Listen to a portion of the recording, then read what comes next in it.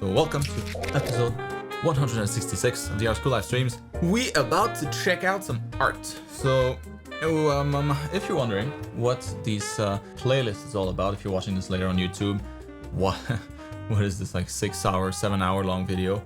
Well, it's a recording of the streams that I have with my students every weekend, and you can find more information about that if you want to participate down in the description below.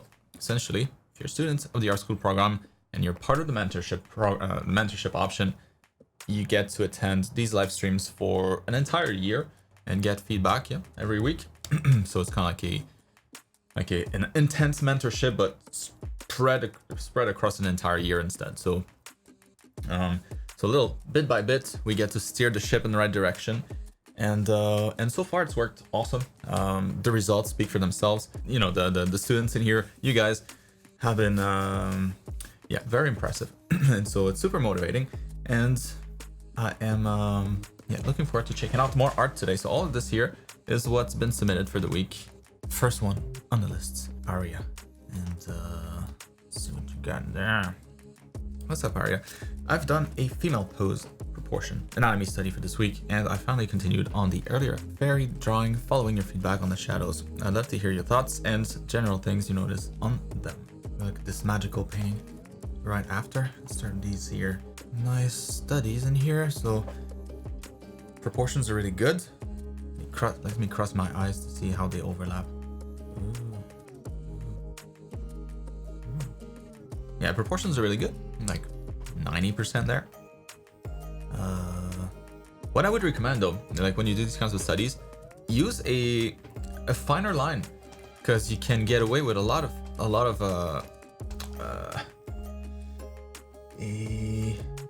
less precision when you have a thick, bold line, and that's kind of like cheating a little bit. It looks good though, like nice confident strokes here, but try like much smaller lines. So like something like like that's even too big. Something like this instead for the same, the same kind of drawing. So like half the size, a third of the size, a third of the width. And it just forces you to be a little bit more precise about things, to observe a little bit better, because finer lines don't hide as many problems. They're pretty bare, and I feel like that's a better exercise for not only your dexterity, but also just for to test your observation, because you'll be able to pick up on smaller subtleties that might not come across when you have like a bold line this way. But these are well constructed. I'm happy to see that you have the construction in here. Like I said, proportions really good. Be careful about the feet and hands. You don't need to draw like all the fingers, that kind of stuff. Not necessary. But the silhouette of the feet, silhouette of the hands, those should be, you should spend as much time as you on these as you spend on the rest of the body too. For example, like this one here feels like it might be a little floaty, like it's almost like sliding. So I don't know if it helps, but it helps me to do this kind of stuff, like drawing kind of like little ellipses for the heel and not the palm, like the equivalent for this, but for the like this part in particular, like the damn it, I don't know the word for that, but like right before the toes, like that portion that touches the ground, whatever. I'm sure you get what I mean. But so 2 ellipses for that in the right proportion. I feel like it helps, because you can usually pick up the proportion here just based on the leg direction. So like that's why at the beginning of the program we look at all these cylinders here, trying to really see, trying to quickly identify the angle of all these different limbs. And so if you see something like this, then you can use kind of like the cap of that cylinder as the base for the heel, as it's the same ellipse, it's going to be in the same direction. And then you use the same thing again if the foot is flat on the ground to kind of draw or get a guideline for the tip of the toes. And so this way you have kind of like a nice foundation that's in the right perspective, so that you can draw the rest of the foot. And usually that helps to have it feel like it's planted on the ground and not kind of just floating. That's pretty much the only things I would consider with these moving forward. They're really good. It's more like small subtleties. I think you could push still. And for this one here.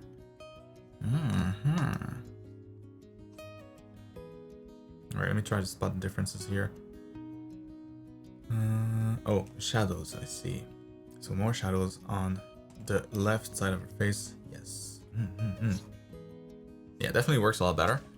You know, feels like she's definitely more in the in the scene compared to her. Like this one seemed like there was like a mysterious light lighting up that side of her face. Yeah, it's really nice. I would maybe recommend that you still regarding the lights, that you add maybe a little bit more bounce light, just so that like right now we get this kind of feel that she's, you know, kind of creeping out of the shadows, kind of nice. But also you could still get that same kind of vibe by adding a little bit more bounce light, so that we could maybe like see more of those details in the hair, like in the back there, because all of this is pretty flat now. Can't see anything. Huh? All of this is pretty flat right now. But if you had maybe, okay, still very light.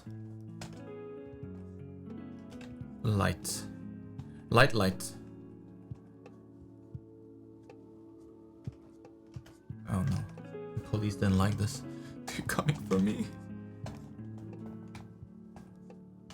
You know, just a little bit, little something like that. Same thing with the hair here, so that you can see those extra details in the shadows. Because you drew them, you painted them, so you know, why not bring them out a little bit more?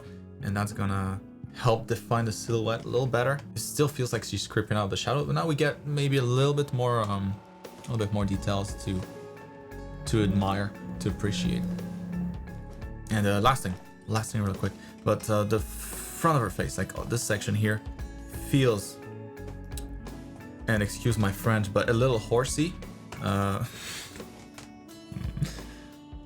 It sticks out a little too much. Maybe not horse, but like a quadruped. So let's see what happens if we push this back in. I feel like I might have mentioned this before, and maybe it was worse before. And then you fixed it, and then maybe not enough. You know, so I feel like I would push it in a little bit more, kind of like that,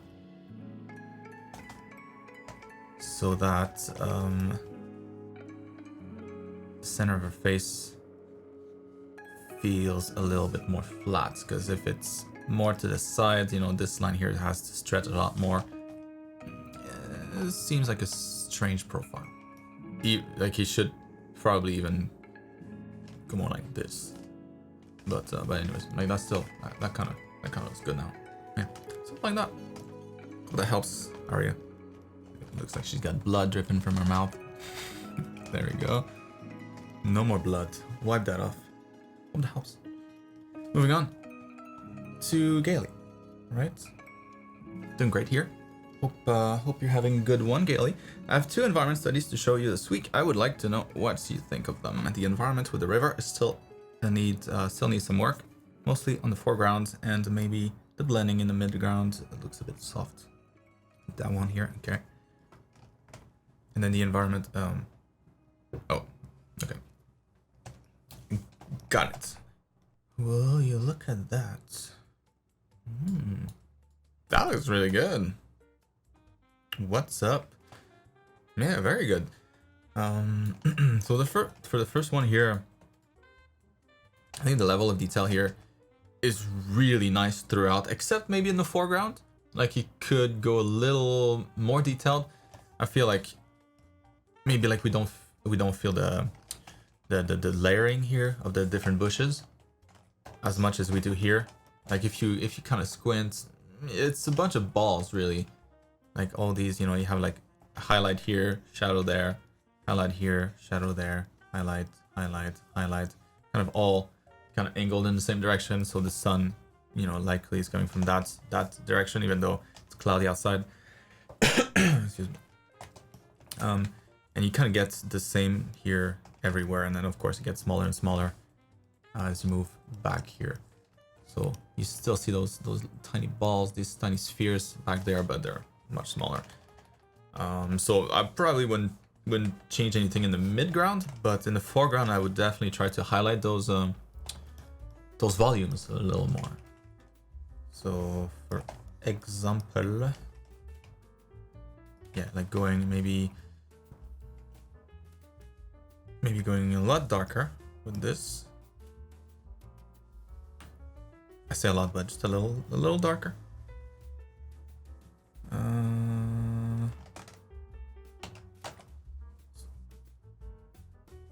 So that you can have the range to brighten it up to. That's too orange. That's too saturated. Yeah, that's pretty good. So yeah, like that kind of stuff.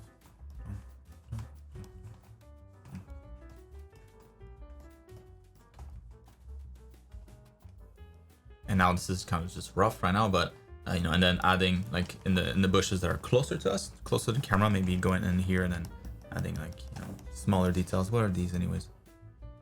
Oh, so like long blades of grass or whatever this is, long tall grass. So yeah, maybe going in here and adding, you know, like a little bit more shadow information in between the blades of grass for the bushes that are a little closer, or the clusters a little closer, that you can get this almost like porcupine look to it in the foreground at least, and then kind of quickly phase those details out. Yeah, I think that'd be the main thing in here, because the details in the back are nice. You know, it's enough that it holds up. In the midground, we don't need as much because, you know, it's busy with mountains and stuff like that. So in the foreground, I think it was just missing maybe a little definition. And then for this one here, but in either cases, like the colors really spot on. Did a really good job with these. Yeah, very nice what you did in the back. So you're not gonna be overwhelmed when you get to the foreground, because, you know, you have like a good amount of a progression. In the back, very little detail, medium-sized detail, a lot more detail in the foreground. I agree, you know, yeah, probably a little more work here with the rocks, especially clearly you haven't finished. Yeah, like in the foreground here, like being able to see all those little details on the coast, details in the waves, especially up close. And like how you have a little bit of a reflection of the clouds up here. Like the little slightly wider shades that you have in the water there. And yeah, like all the darker shadows, so all the areas of higher contrast that you have there. I think you know this already, but this one is definitely going in the right direction. So yeah, kind of the same idea, you know, same thing we talked about here. Really cool, Gaely. Very, very nice. One thing, one small thing, but make sure that your horizon is straight. Knowing like here, you know, all of this is pretty much at the horizon, so it's very flat. If it's not, it feels like it might not be. Yeah, if it's not flat, it looks weird when it should be. Because yeah, we understand without anything else that the horizon is kind of right here, anyways, and all of this should be mostly flat. So not a big difference, but you know, this one here kind of goes up a little bit. Straighten that out. Problem solved. That helps. Moving on to Coco. Ooh, we're back. We're back to this one. So I had exams this week, so I didn't have time to work on my project. Here's my previous splash art, which I didn't send for feedback on after finishing it. I want to publish it in my portfolio, but before I think that, it's a good idea to put it through Marc's. There's something I need to fix to make it even better. Always. There's always going to be something to fix to make it better. That's the beauty with art. It can always be better. Or is that a curse? I don't know. Let's check it out. Yeah, man. So I saw this one already on the was it on Instagram? Social media somewhere. Very cool. Love seeing this now. Like that really seals the deal and makes the story work a lot better. Like we understand now, oh yeah, those are not like energy balls that's about to destroy her face. it's actually a portal. So you can see where she's going there. It's pretty cool. And that's another of your painting, right? Nice touch. Yeah, like the purple plays off nicely from with the green in the back. That's desaturated enough. It's a really nice piece. Like honestly, the biggest weakness from my perspective is kind of the design. You know, design it's much better than what it used to be. But I feel like this is the area that could see the greatest improvement if we worked on it. Because yeah, like your lighting, your composition, like all the main other fundamentals are really, really solid. So maybe one thing that I'm noticing now, how to solve this, like this here. And also like the blade of grass kind of continuing the leg. Oh, it's just for people like me that can't stand these things. I would just get rid of that blade of grass there. Excuse me, and then maybe, nah, it's fine. I was gonna say maybe like do something with the leg, so, or like have the frame just a little bit bigger, so there's more of a gap there. Like maybe that would help, yeah. If you made it just a little bigger down there, so that you don't have kind of these weird tangents that, or these parallel lines so close together, creating kind of like weird pattern that attracts attention for no reason. Let's see if we can just do a fill here. Magically solve our problem. Amazing. There we go. Problem solved. And then you could have maybe something in front here to kind of break that line. You're just trying to, because right now we have like this line right here, and then we're trying to break that. Place anything in between to cut that line. So yeah, like a few blades of grass in there. I think would solve the problem. Magic.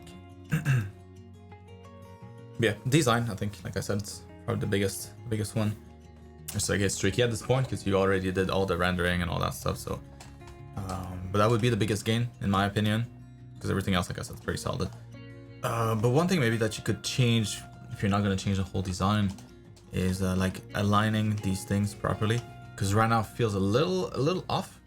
Like this doesn't feel like it's the center of the body for some reason. Maybe if this went in more, because I imagine like the side of the side line to be something like this, and I should have done that in red. Come on. And yeah, so right now we have kind of like enough space there, but then you have kind of like this flap flaring out to the side. Same thing up here. So from the front, what I'm getting from this is that you have the breast here, torso, hips, and that this design here looks like it starts narrow, the crotch, and then kind of flares out here, a little over the belly button. And then same thing here, down, and then flares out, down, and then flares out. So maybe I'll do the opposite instead, or just like keep it straight. So it's a straight line going down, down, up, up, boom. We can kind of connect maybe, because it does feel like it's warping the perspective a little bit. So my recommendation would be to just go like that.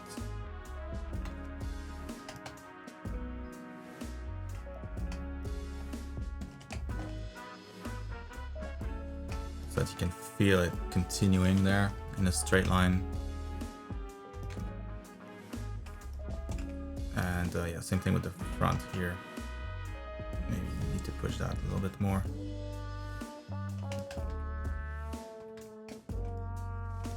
Let me get rid of these real quick to make it easier to repaint. It's the dirtiest fix ever. But essentially we're shifting this whole thing kind of like towards her left side. the center of symmetry is going to be a little bit more to our right, to her left. And then those details here again, shifting a bit more. That would feel better. And then you could have, like, this line is not quite right either. You would need belly and then ribs. Belly, empty, stomach, and then ribs poking out. Kind of a wavy line like this, maybe a little bit more. Anyways. That ish should be the symmetry line. So at least, yeah, I would adjust kind of like the side there, so they line up. And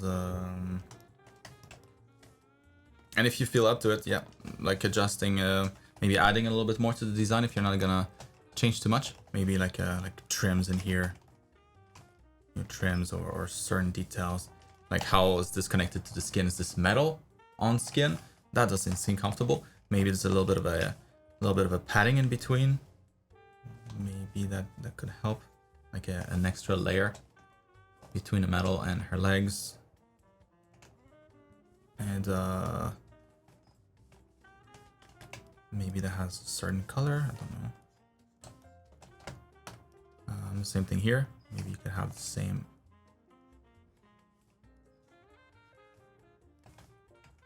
Okay, a rubbery, leathery padding for comfort.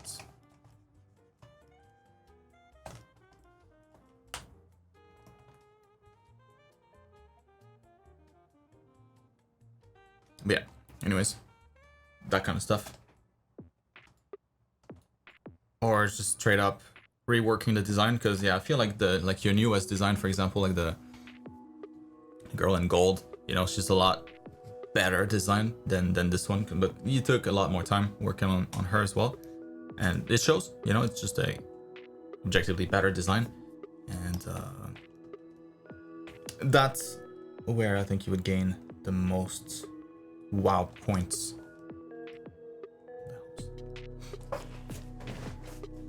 Laura, what's up? Yes, I did. Thank you. Hope you did too. Today, I wanted to show you something something new that I'm currently working on. During the last 2 streams, I just doodled along and things escalated. On the right side, you can see the progress. I didn't draw the outlines. Instead, I just drew a rough sketch, placed some colors, and then started sculpting the character. It took me about 30 hours to get to the current result.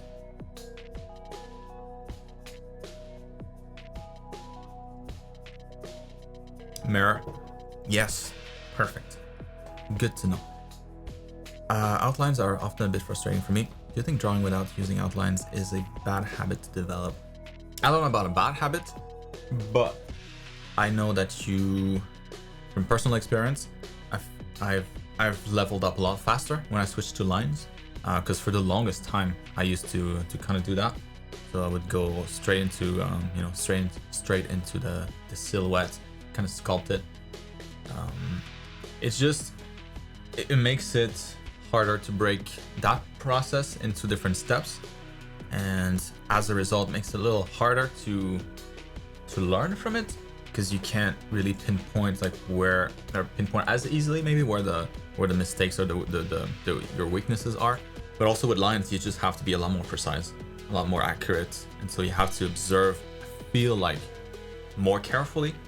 Once I switched to lines, so once I decided that I was done just sculpting and painting, and I wanted to get better lines, especially to work on anatomy, that kind of stuff.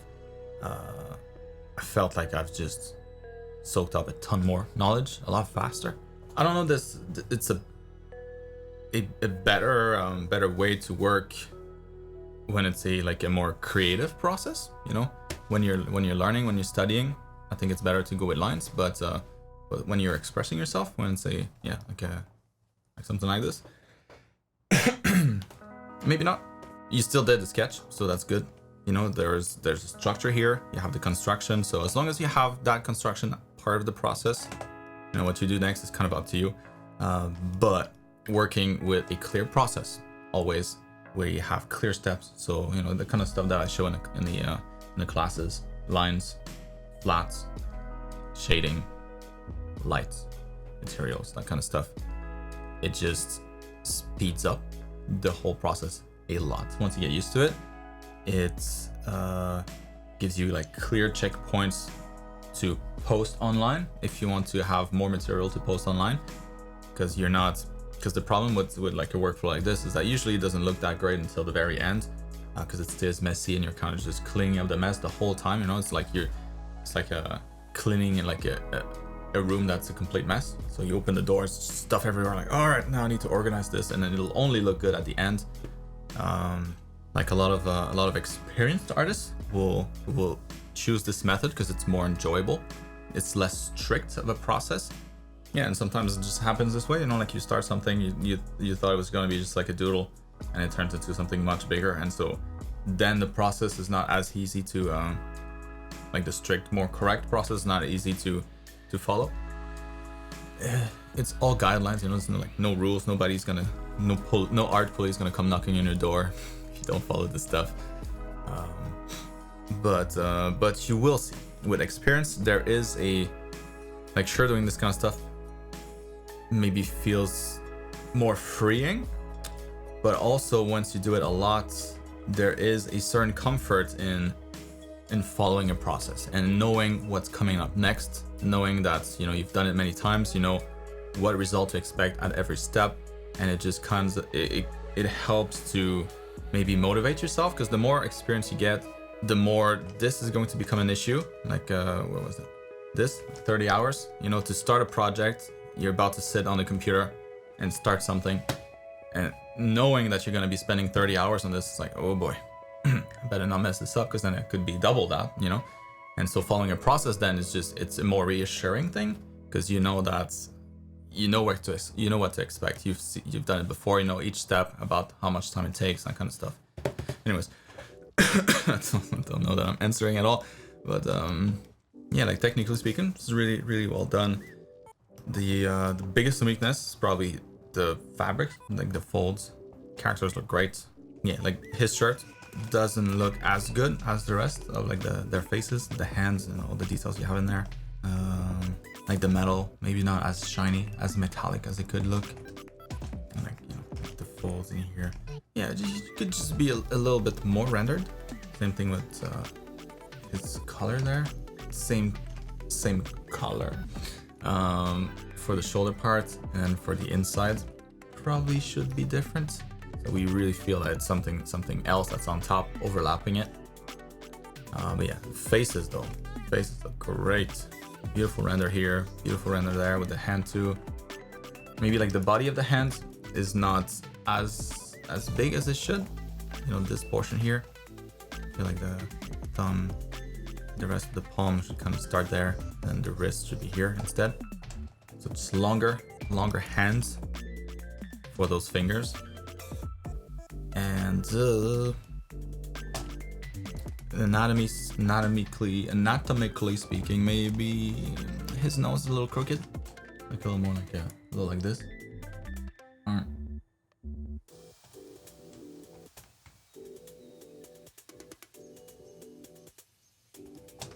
So I would just adjust the shape of the shadow and the shape of the nostrils a bit to center it.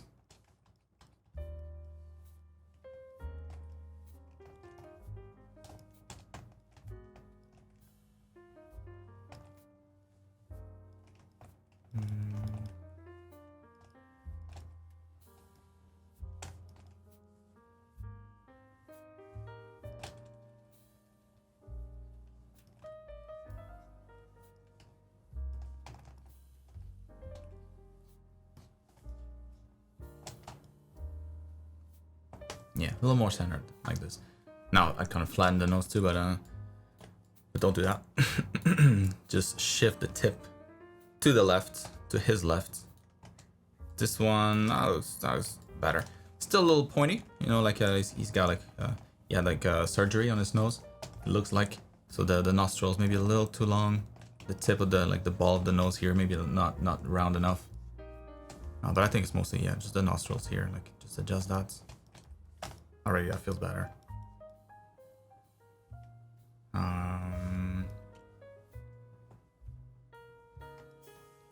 So those are kinds of things that I would double check, but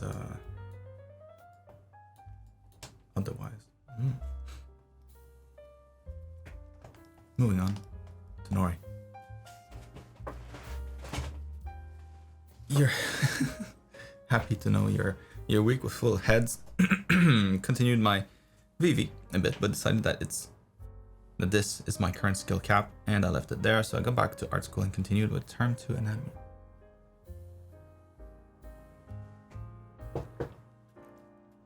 Perfect. Sprinkling the fun in there. That's great. She looks really good too. Yeah, that skirt looks nice. Like simple, but the folds make sense. Flaps look like they're real fabric. It works with the movements. They did a really good job here.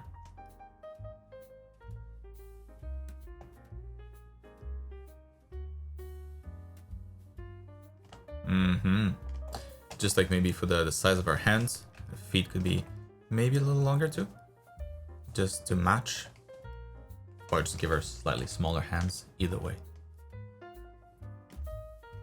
very cool. So quickly started doing full faces based on references, but I plan on going back and learn how to construct the face in its part more in depth. What I don't get right yet is a likeness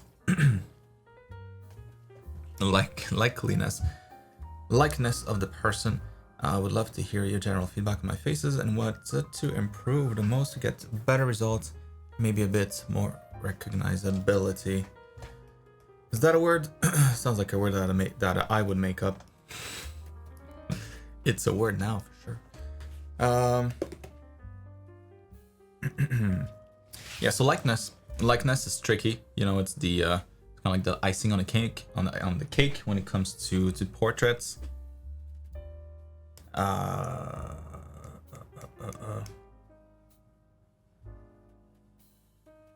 Usually comes last, and so it's a sign, like when you can achieve likeness, it's a sign that you've really got a great understanding of the facial structure, the construction of the face, what makes a face look the way that it does. So usually the answer would be like, comes with experience, and you'll get there, you know, like that's the trajectory.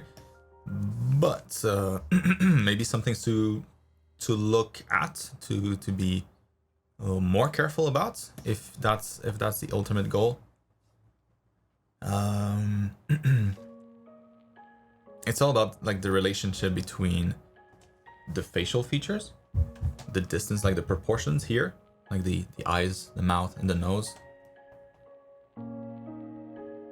It's mostly that, but also the shape of the face and how those features fit on that face. There's a lot going on there, but that's actually really good. Now keep in mind that you don't have any of the shading here, also shading information, so you're lacking a lot of the details that makes her look like her. And so yeah, given that's really good. So yeah, things to look out, you know, like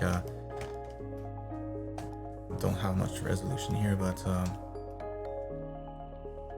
like how the corner of the eyes lands in relationship to the mouth, where the mouth lands like in the eyes here, so how wide the mouth is, essentially the distance from the mouth to the nose, but mostly it's this triangle here, the mouth to the eyes. I want to make sure that triangle is always right on point. It's just a little off, you know, if it's just like a little longer, like just slightly taller, then the person doesn't look the same anymore. So it's very sensitive. But that triangle is super important. Like this one here. Again, don't really have a lot of definition here, but feels slightly different. Like on the reference here, the angle is a little wider, a little bigger here. So that eye, I think we need to be a little further out. and that one maybe a little smaller, a little shorter. But yeah, anyways, I'll leave it at that. It's those kinds of proportions to look at, and essentially just more experience. But you're really good already. So experience in the sense, like this one's a good example of that experience part. You know, where the perspective here is just a little off, and it breaks the face as a result, or it breaks the likeness. Doesn't really break the face, it still works, but it doesn't look like the same person anymore. Because there's this line right here, and you're not quite following that. Yours is a little bit more converging, like that. And so that eye is slightly too small, slightly too low. The eye is slightly too big. The angle of the mouth, like her mouth's a lot wider. Lips a lot, not a lot, but it's more like you take the whole mouth and go like, and so that's a part of experience, and also to make sure that you're constructing the head in the right perspective first, making sure that the fundamentals at least are on point, and then on top of that, for likeness, it's going to be proportions, making sure those proportions are as close as possible. How you render things, not as important. It's really the proportions that make a big difference. But everything you're doing here, on point, keep it up. That's exactly what you should be doing. For max progress, very, very good exercises. Moving on to Tamas. Last week I painted some clothes on naked models. I wanted to do more this week, but got sick, so this is all I got for now. Any advice would be appreciated. Hope you feel better. Ooh, that's good. That's tough. That's a hard one. But you did a really good job here. Yeah, maybe the only thing I would... Not the only thing, but like the main thing I would change is like the base of the dress. So like this one here, like this portion of the dress is being pushed against by the knee. So instead of falling straight down like these, there's it takes a detour essentially before it can reach the bottom, whereas these go straight down. And so all you want to make sure of here is that the length is kind of maintained. So if that's the length, then when the line breaks here, it should still, you know, if you like unfold this, it should be the same length. This plus that should equal this here. So just looking at it quick like that, feels like maybe we just need to shorten the skirt where the knee is pushing against.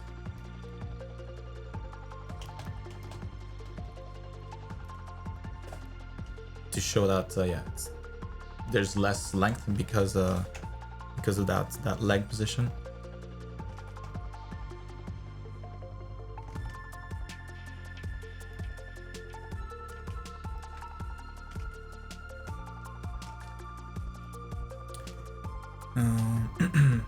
But yeah, the way that you shaded it too is really good.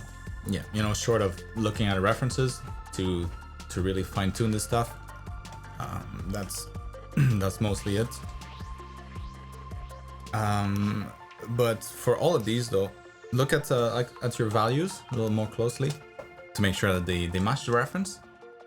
And that's kind of a common issue with a lot of students. So you're not the only one, but try to match the value range that you see on your references. So, you know, like it goes pretty dark here, the corner of the mouth, the hair, and it goes pretty bright too in the highlights.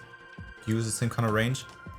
So in the cavities there, on the deeper folds, definitely go darker where there's, you know, clearly no light that could escape. Like underneath the belly here, it'd be a little darker.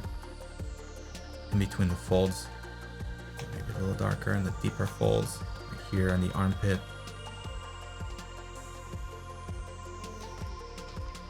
And that's gonna make it work a lot better with the with the reference image. Otherwise, it feels like they're glowing. Same here, like in the crotch there, it could go a little darker.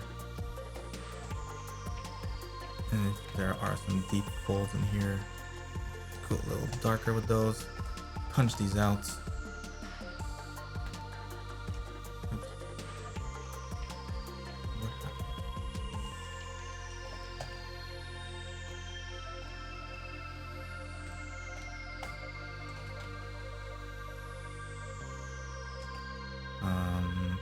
Because yeah, right now, like what you're using essentially is this.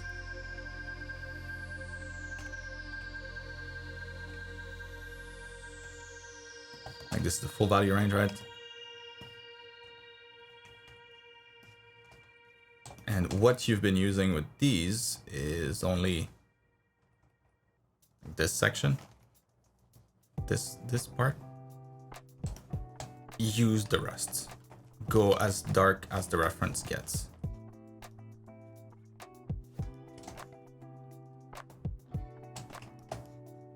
These pants look really good. Maybe you could have maybe a few more folds here at the waist, where the legs meet the stomach.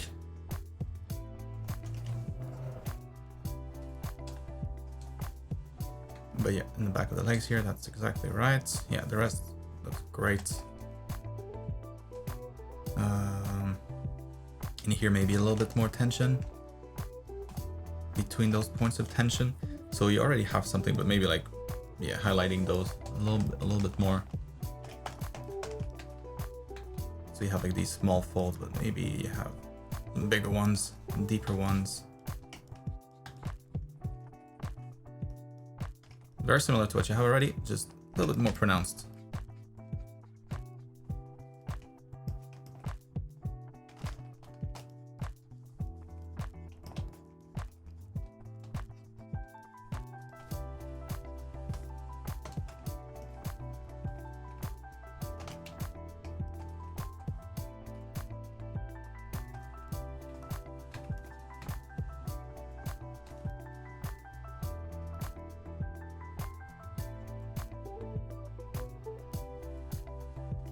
Yeah, and then the one that probably needs the most work is this one here, like the top. The pants look great, really good job with the pants.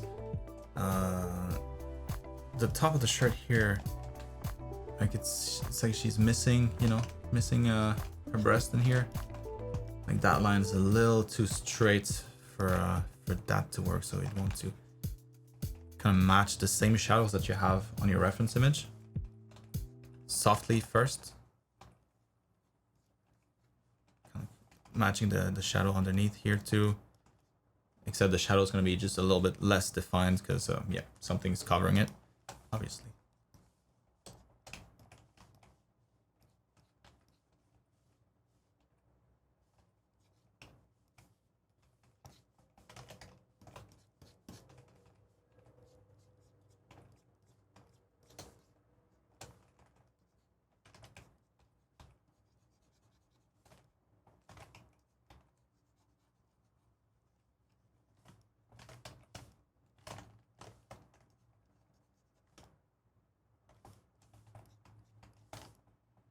So just sculpting the shadow here a little bit more.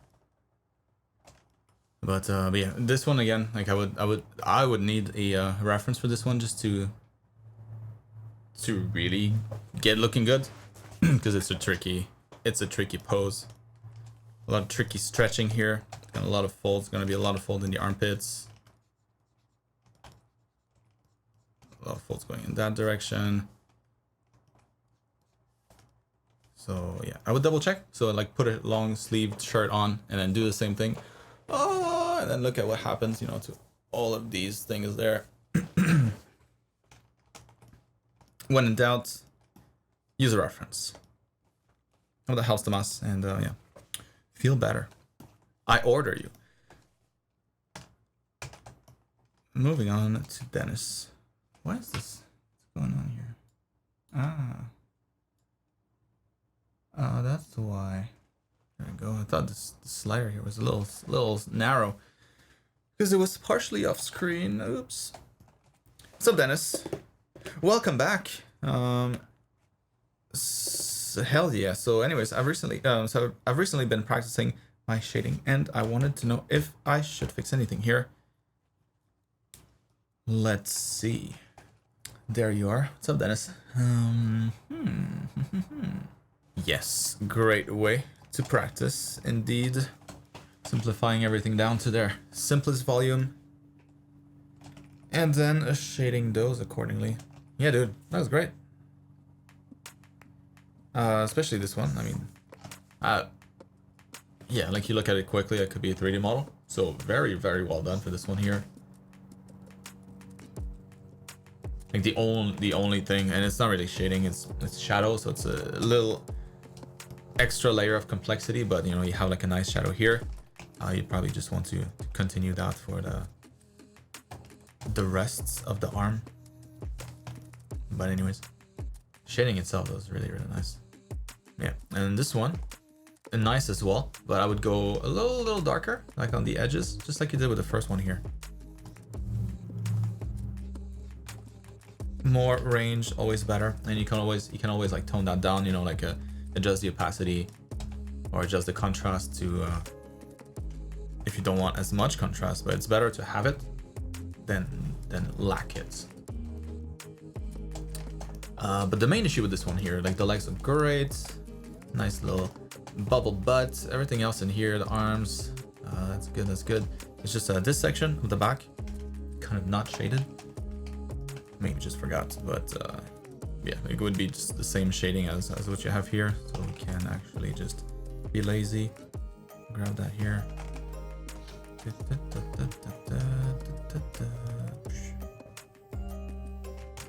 Mission accomplished. There we go. Now I got nothing to complain about. So Mitchell. Yeah, and last thing, and just for Reed, just for to make things nicer to see, to look at, like making sure that like he already did a little bit, right? So a little extra light in here, but yeah, again, like having a little more contrast here on your cylinders would help distinguish them from the shape that's right behind.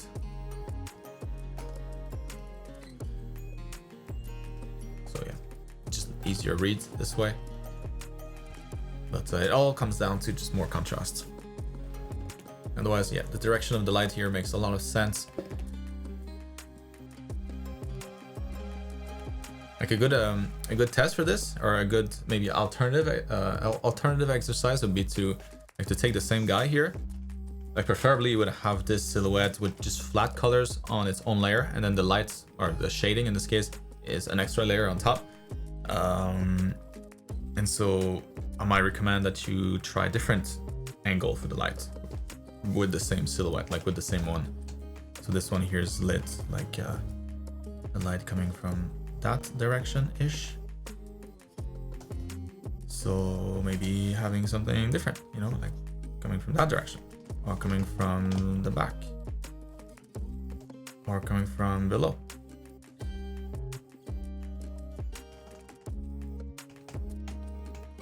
So that you really get a good understanding of the volumes that you have in here, and you don't need to draw like a new character every time. Moving on to Ryan. Following your adjustments last week, I darkened her shadows and helped bump the contrast. It seems to have, at least to me, created the issue of colors maybe not being as effective. Do you have any follow-up advice on how I can push this further? As always, be harsh. Right on, Dennis. So starting point for the shading. Let's see in a year from now how close to computer rendering it gets. I'm sure we'll get pretty damn close.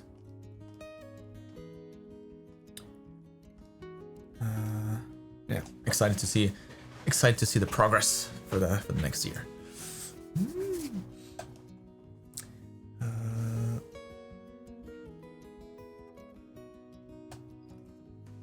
So.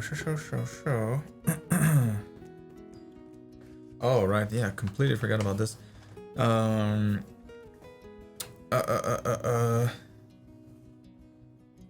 we have one? I feel like I have one for mods. I'll look this up, but that would be the way to go. So I just want to make sure that the branding is always the same. So custom shirts,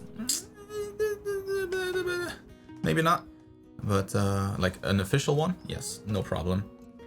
Yeah, so this is much better.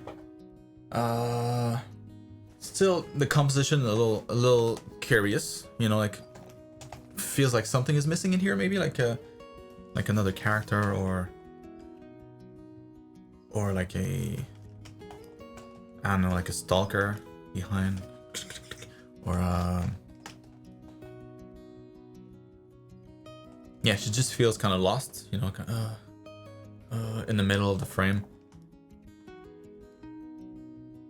But the clouds work much better now. They're not as distracting. Same thing with the back here. Feels further in the distance. That's good. Yeah, when it comes to the colors, yeah, I think we could get a little bit more warmth in there. So definitely works well to have, you know, the skin a little bit cooler on the side opposite to the sky.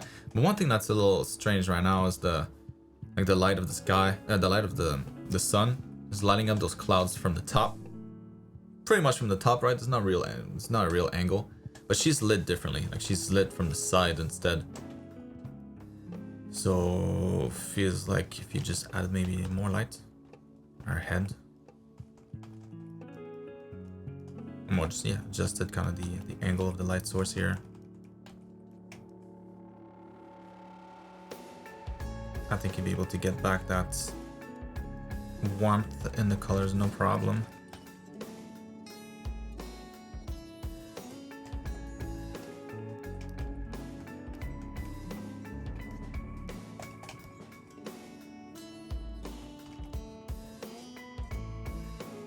Nice warm Terminator. Boom.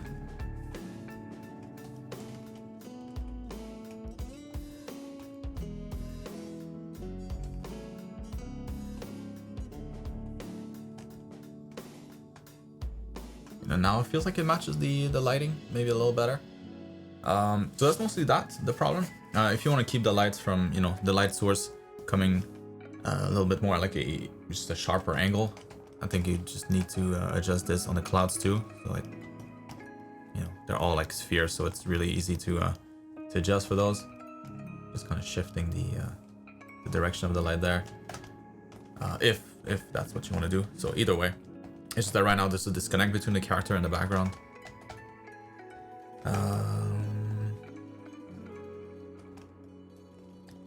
And this looks a little strange. Almost like she's got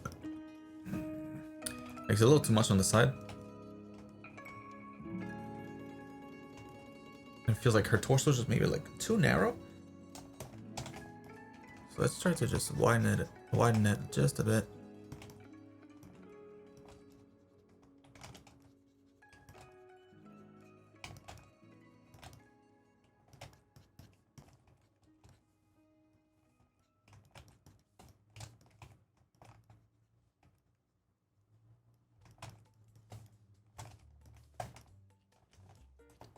So yeah, just a little bit less definition, because if they're small, usually there's not a whole lot of volume, and when there's not a whole lot of volume, the shadow is not as intense, and so yeah, just maybe like a subtler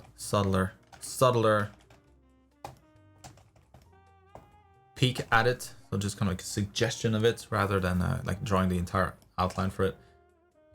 More like relying on the lights to do the rest of the job. But also, like, yeah, I made the top, the tank top just a little wider, and that gives the impression that the torso is wider at the same time. And that's mostly it, Ryan. So yeah, more warmth, but that could easily be achieved by just adjusting the light on her, and having more of that yellowish, orangish. Nice, warm, delicious lights. Well, that helps. Let's see before we move on, because I didn't do this on a separate layer.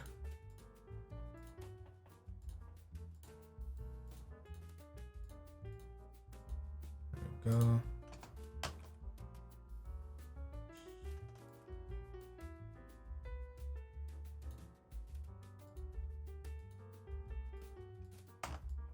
And it helps too, like, to bring the focus back on her. Like now she's got literally like a spotlight on her. Yeah, that helps.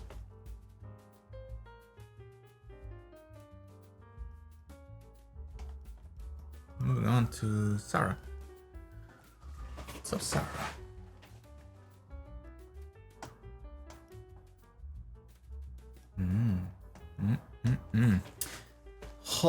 Holiday greetings? What? Holidays? You guys are having a holiday? Or are you on a holiday?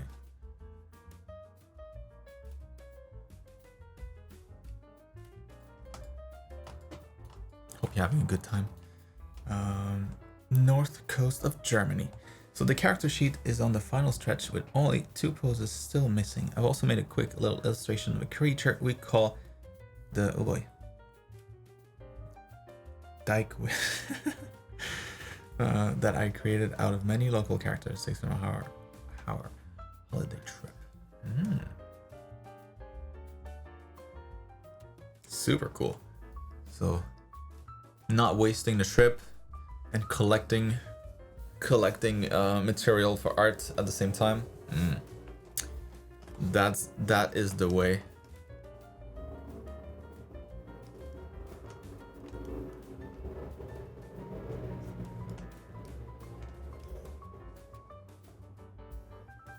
Oh yes, that's good.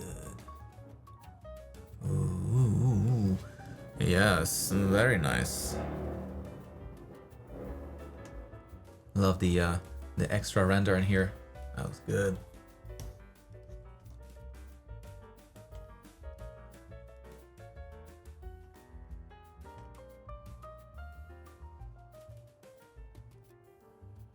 There we go. Slightly shiny top. Yeah, this looks great. Oh, it looks really good. A little bit more material definition.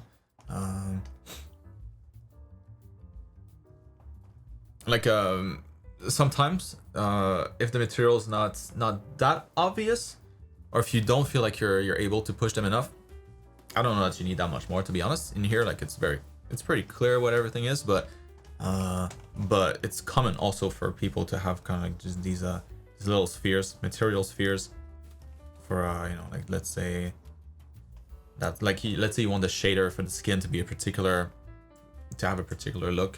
Maybe it's very shiny, maybe the skin is very shiny or oily, or maybe not, maybe it's all dry and you want the 3D artist to really get it right. You can always add these little material balls with the shader information, I guess. So if there's something here that needs to be like a slightly shinier silky material, maybe.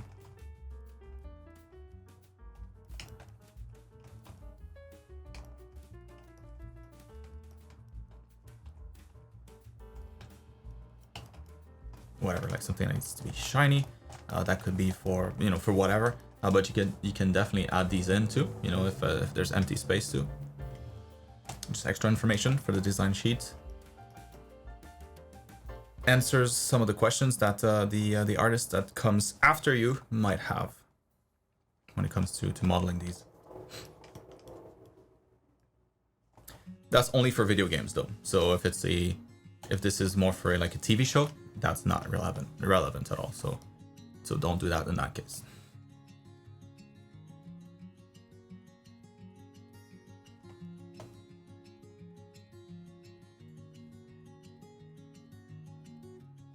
Well, isn't that a lovely character?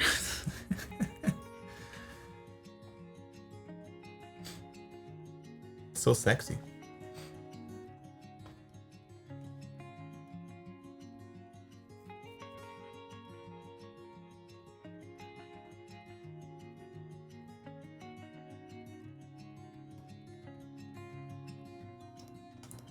Looks really cool.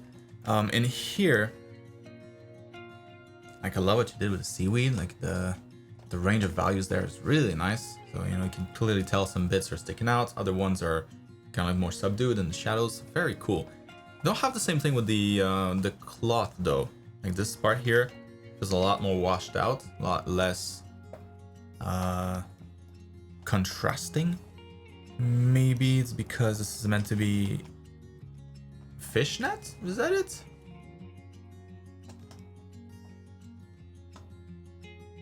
If not, and like fishnet is hard because it's a... Yeah, it doesn't really have a whole lot of volume. It's just full of holes, so it's a lot harder to draw. But if it's not, if it's just kind of like a regular fabric, which it might be fishnet, that would maybe make more sense. But if it's regular fabric, I think it would definitely go a little darker in some of these, some of these darker folds, just so that we can feel the volume a little more. And even if it is fishnet, there is still some areas where it would have enough layers for it to almost become opaque and cast shadows. So maybe like in the deepest of folds, even if it were fishnet, I think you'd be able to go a little darker to get that that range, that full range of values.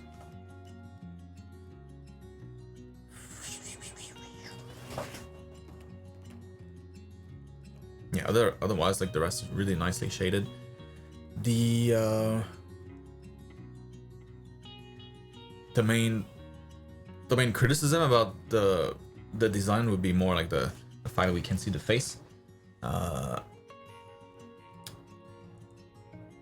The problem when that happens, the problem when you can't see the face of a character is that it tends to turn a character more into a prop, less of a character, more of an object. It's not as interesting to look at because there's not that emotional connection that can happen when you see somebody and when you look at them in the eyes. And so maybe that would be like an angle that you could where you could get a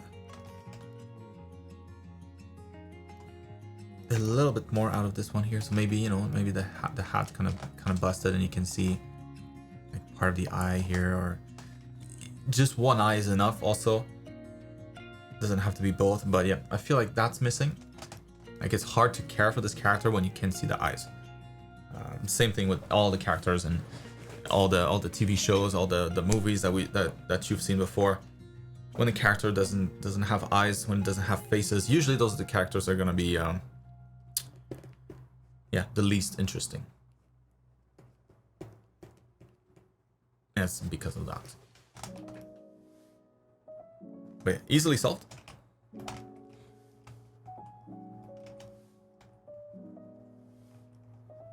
And that could be extra creepy too. You can kind of see just his eye poking through here. Hi there. You want some candy? You want some seaweed snacks?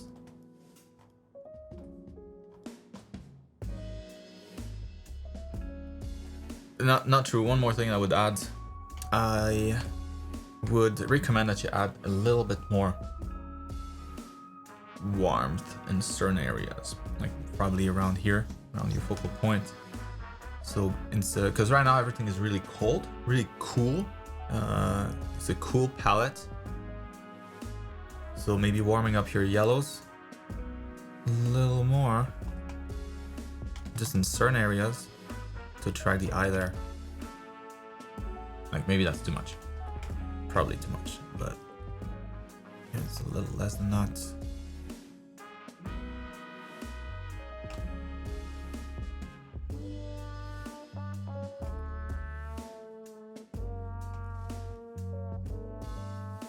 Same thing like the seaweed here, could be a little warmer, just in some areas. Again, just to bring back the attention around here. Make it a more interesting piece. A few hacks, but it can make a big difference.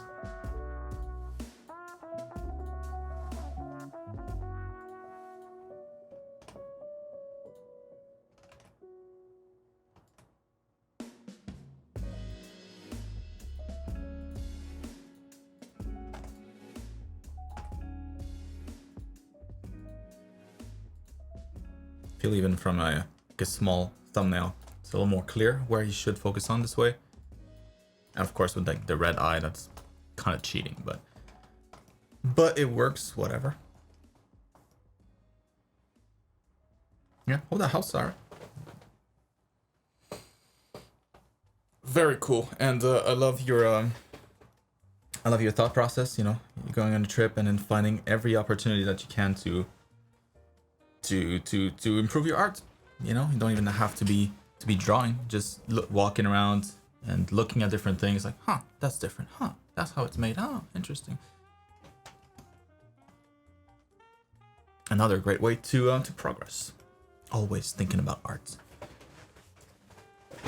That's the way to go. What's up, I? So good news. I got ooh. Starts off well in here. Seems like my skills were good enough to get in. So although I feel that I didn't do that great. Ooh. Oh, so you got the gig. Oh, snaps. Congrats. That's awesome to hear. Although I feel that I didn't do that great. In the mail centerpiece. They did say beforehand that this test was much harder than usual, so it's more forgivable, since the ones I'll be working on will be much easier. That's the result. Oh, hell yeah.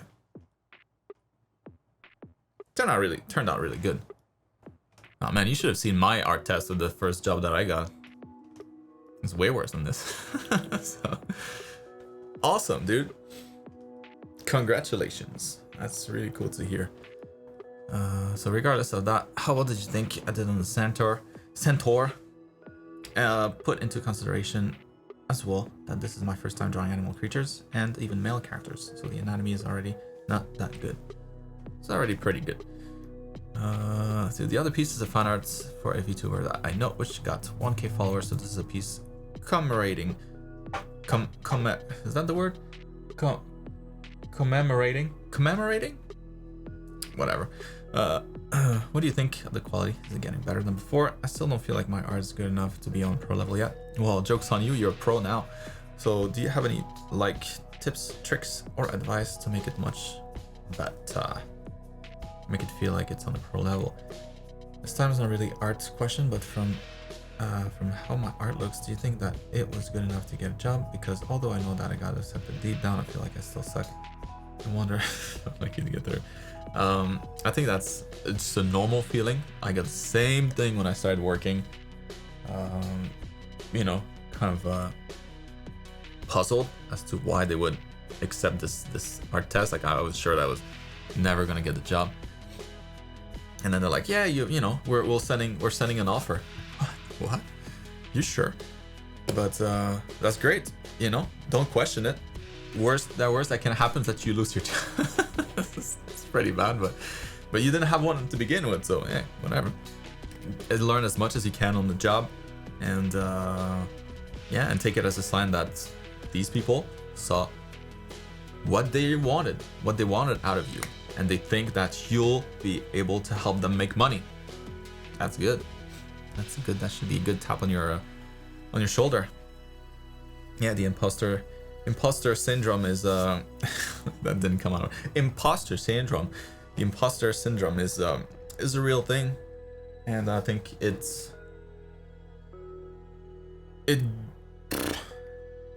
always going to be situations where you feel it, even if you're super experienced. It still happens to me, so.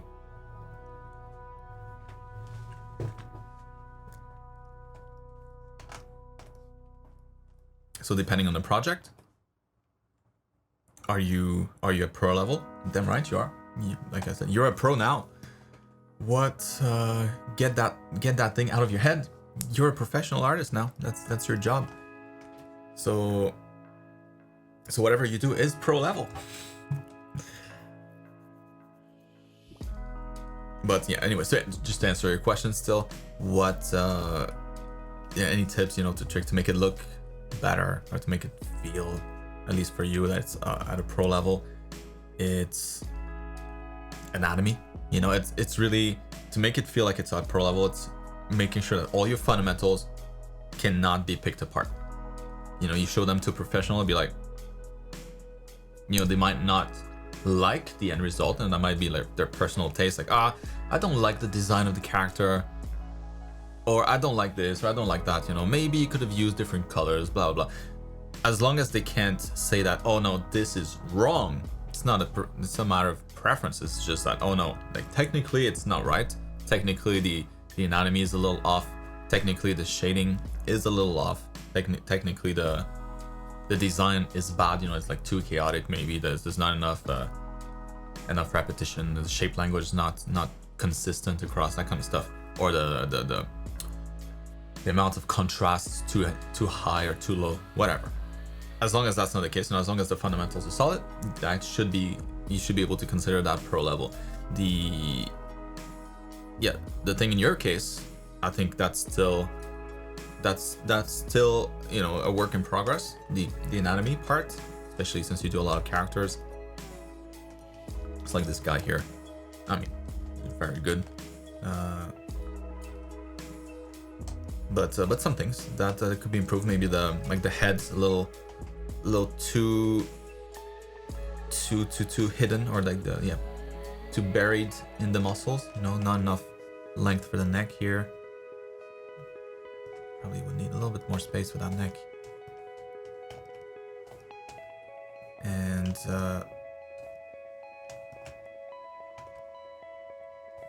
hard time selecting white there. And then the perspective, maybe like on the torso, a little too, like, it should be more like this. In your case, it's more like that. You know, so a little too much rotated maybe. It's not a big deal. And like the shoulder probably wouldn't move. It's just like the chest muscle wouldn't rotate as well. And so like the symmetry line, maybe like adjusting it this way. Pushing that back. Get a big torso too, so we could shape that a little more here. So that you really feel the rib cage going in, and then the abs take over. So it's thinking of that kind of stuff, you know, like the underlying structure of the anatomy and adjusting the shading in consequence. Like his right arm.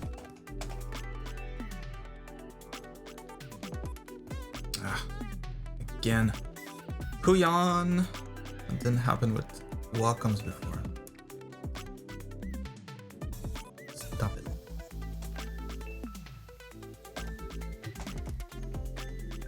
See, for his torso, maybe I would have done something like this, like the position of the nipple a little too much on the side. Probably shifting that towards the front a bit more. The distance, you know, between essentially the start of the break here, shift in angle at the pec level, and the shoulders really long, like that's a huge distance there. So to be more accurate, you probably want to bring forward that entire shoulder. That's a lot closer. And the arm also pretty big, scale wise.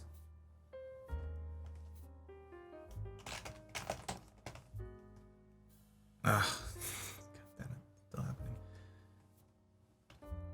So now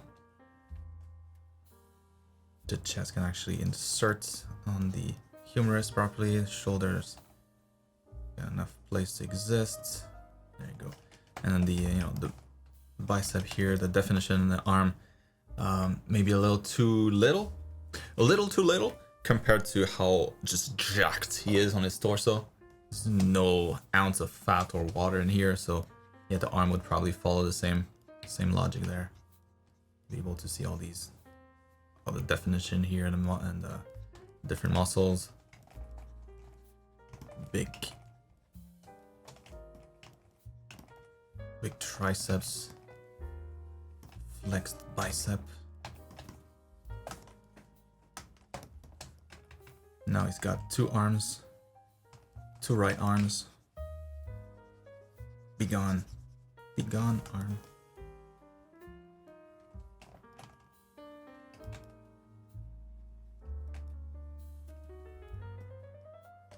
And yeah, probably still a little too long. Like the distance here, quite the distance. Let's bring that in a bit. There we go. So slightly shorter, smaller arms, a little closer to the torso so it doesn't feel too dislocated. And for the horsey part, I feel like the length works a lot better now.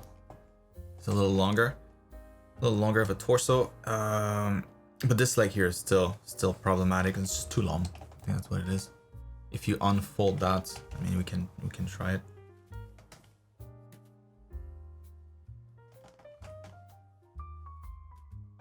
You know, if you were to take this, shift it all the way down, and then attach the rest of the leg, it would be much longer than the back legs. So I would just shorten that. Especially the upper portion here. I think that's just a little long there. So elbow, wrist. Let's see what like a real horsey is like.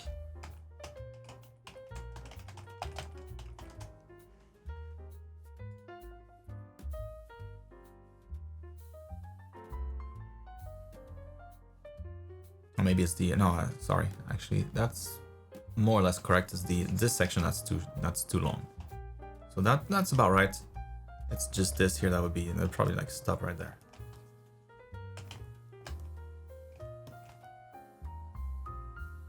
Hoof. Woof.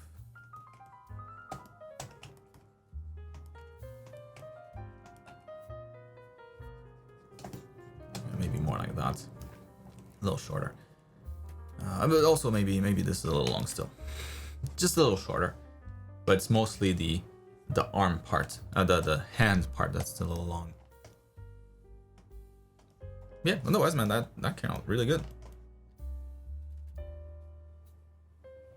So, few issues, but, you know, art directed, that could be solved quite easily. So, I see where they're coming from. I see the value that they see in you.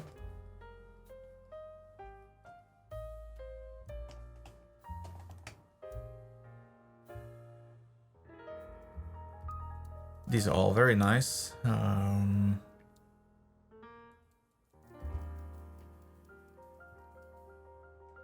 In here,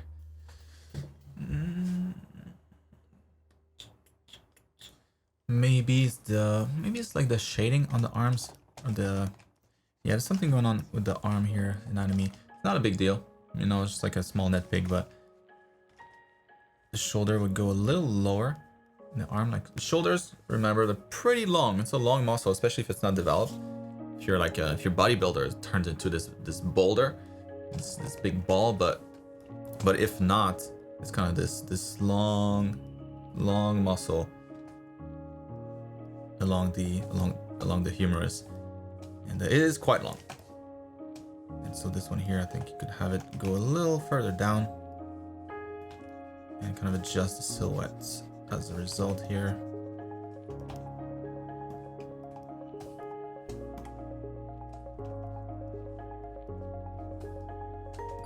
Bring the arm in just a bit.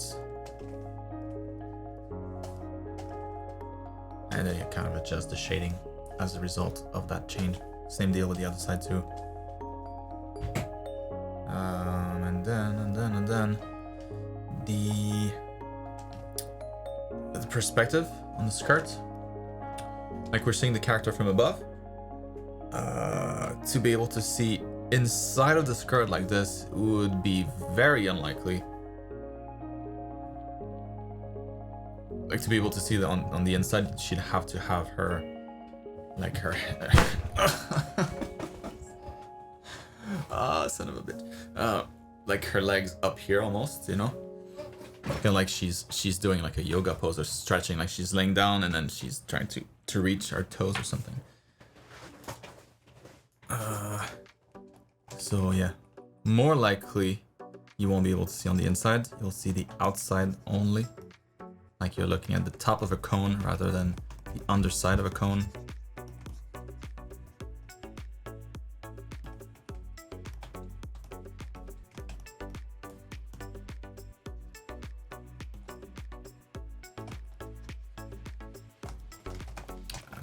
I'm just messing things up here, but yeah, it's more like that's more like the angle that you're looking from, not this. And from this angle, like we're looking at her from above here, so even if her legs are way up, from our point of view, they would be kind of parallel to the screen. So not much foreshortening going on in the top leg, at least here. So it's almost like you're looking at this completely flat from above. Yeah, and the skirt would just kind of roll over it like it would for a cone like that. So yeah, mostly here a matter of perspective in the lower body, a slight anatomy adjustment in the shoulders, and the shading here is just a little mysterious. What happens bright and then not bright anymore? There's no reason for it to stop. Probably wouldn't be that bright, but like instead of brightening the chest here, usually what you can do is just, yeah, like darken the top there. That you already did, so yeah, just kind of like that. Because remember, you know, it's attached on the torso, but the torso is still a simple volume-ish.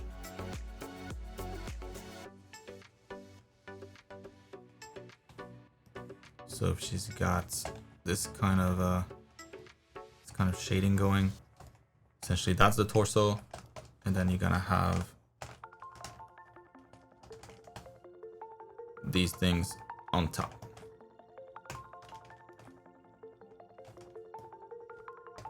So look at what happens in the shading here. It should be the same logic on your side too. And that's about it. So let's take a break because I need to. I'll be right back in like 15 minutes, and then we'll keep going with Santiago. All right, here we go.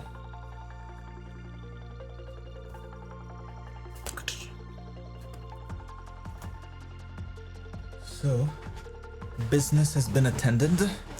Now we can carry on. We were, where were we at? Santiago. You're up. If you're ready. Here we go. So, this will probably be my last monthly submission. It's been 1 year since I purchased the Coco. So as many people have done, I wanted to do a before and after comparison too. Personally, I feel really proud of myself. I look back at what I used to be as an artist before 2021.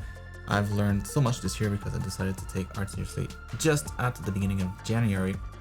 So aside from my illustrations comparison, I also uploaded my very first figure drawing sketches that I made at the beginning of the year and my latest studies as well. Anatomy is what I've put the most time on, so I'm happy to see some improvements in this time span. So awesome, dude! It's really awesome to hear and to see, specifically to see, because yeah, I mean, these are good. Style is on point. The line control, the line quality, confidence, proportions. I mean, that's a huge jump. This one, I feel like this one was a little maybe after you started, or maybe like right. Maybe that was like your first submission, because I remember giving feedback on that one. So, not these ones though. Yeah, not these. I think this one is awfully familiar. So maybe this one's kind of just borderline, but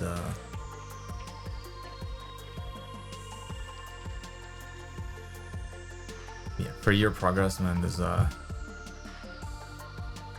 it's a big change, and you're way, and like the stuff that you do now is way more advanced, and you're still maintaining the level of quality, actually better quality.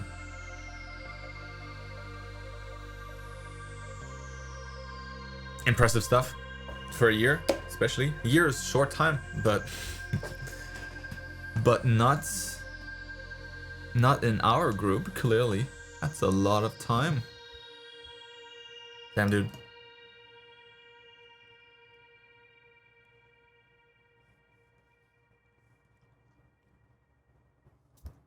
Yeah, so I've never seen these. These are really good.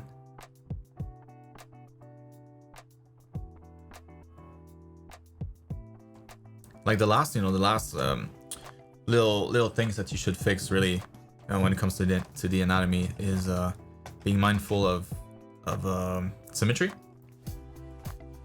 So like the length of the arms, different sides, the like the placement of the nipples, like on that dude here. Like this one's a little low.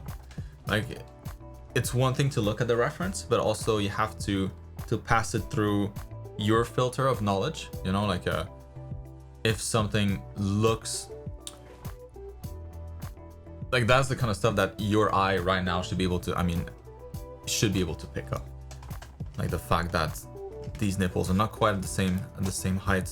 Maybe the model is a little off, but that's the kind of stuff that you can fix so that people don't think it's a mistake. Kind of adjusting the position. Probably this one's a little high actually.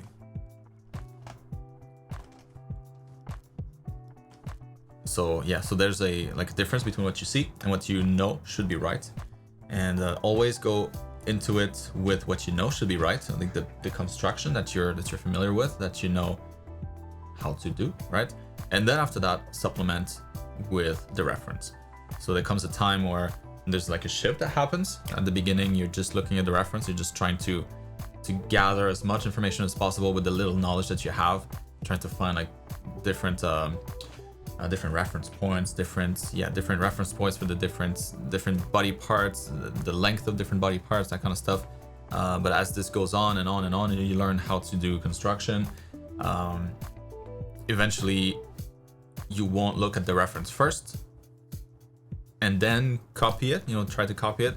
It turns into something where you're building you're doing the construction first and then looking at the reference. I mean, sure, you glance at the reference initially just to know where you're going with this, but the initial steps at least should not really include the reference too much. You're just going at it with the motions, like, all right, this is how you build a basic body in that kind of pose, and then after that you bring back the references and then you fine tune and get the subtleties in.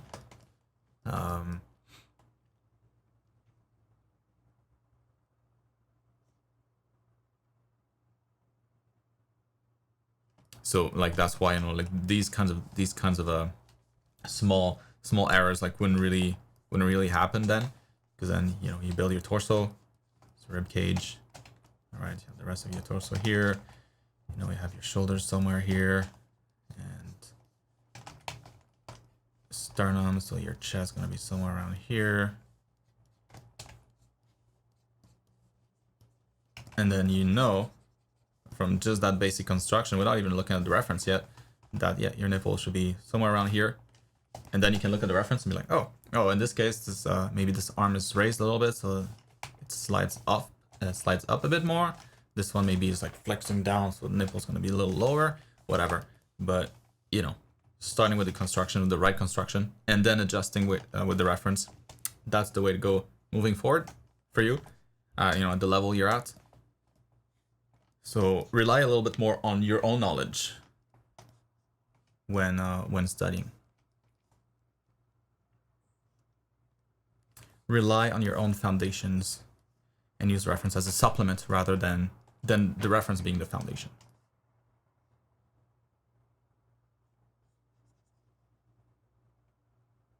Yeah, man. Damn. You've come a long way. Really, really happy to see this. And it is so clear here, especially.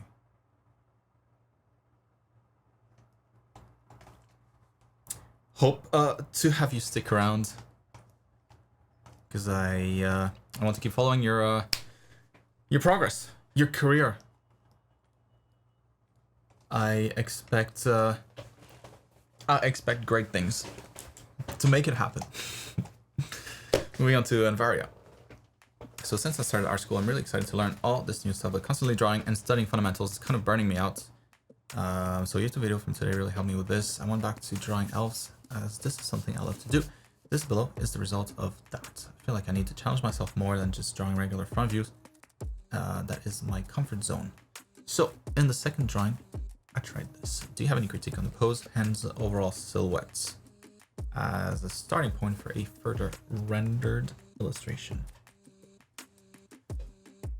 Yeah, like it's the kind of stuff that I repeat to you guys pretty often, but because it's so important, you know, to make sure that you're not just studying and just doing the exercises and just back-to-back exercises, and just keeping it at that. Some people can handle this kind of workload. Most people can't. I can't. And so like I have to break up my my studies with a lot of like sprinkle a lot of fun in there. So you know, kind of really like I've said this before. It's not just this week's YouTube video, but you know, making sure that you consider that your studies could turn into something else. Like already that makes it more fun. If you're drawing a bunch of gesture drawing studies, and you think ahead, you know, as you're drawing them, and you pick poses that maybe could work for a future character. That's why like I've been, you know, hammering on the fact that your references are important when drawing. Try to use references that you'll see yourself using in the future, or maybe using immediately. So if it's again, you know, gesture drawing, for example, and then you pick a bunch of poses like from people like fighting. Maybe you want, maybe you're, you know, you've had in your head an idea for a character that's like, yeah, that'd be cool. Like you have the design in your head kind of fleshed out. You're not really sure with the pose. Start there, you know, a bunch of different gesture studies, standing in cool poses. Maybe there's a bunch in there that will sparkle something, get you motivated to maybe turn that into a character, the character that you were thinking about. And so thinking about it this way, you know, it becomes not just a study, but it's a vessel for something else that's more fun, that's more creative. Always leaving that door open, I think, is super important. And so yeah, if you're like if you're studying like 10, 20, 30 minutes in, and then suddenly you feel like you want to maybe like push this one a little more, like maybe, you know, finish it off, or like add some hair, add a face, you know, if it's just like a simple study, then do that. You know, the second that you have that spark, do it. And it's normal to not want to study after a while. Studying is pretty intensive. It's mentally tiring. Like we use calories, literally using calories thinking when you study. So just break up your brain workouts as much as possible. There you go. That's exactly what you're doing here.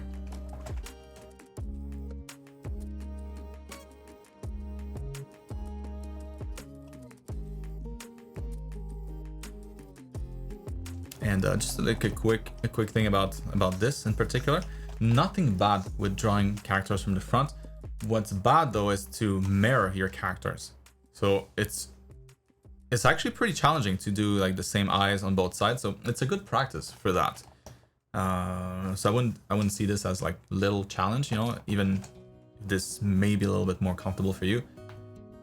But try to tackle it with with the idea that you can't mirror anything, you can cheat. Just if you draw the eyes, you draw the other eye, the same thing, same way. Because you gotta practice that stuff. Because in different angles, even from the front, you know, the face is never perfectly symmetrical. And so it's normal that there are slight differences. But practice drawing those, actually drawing those. And here though, very nicely constructed. Very nice.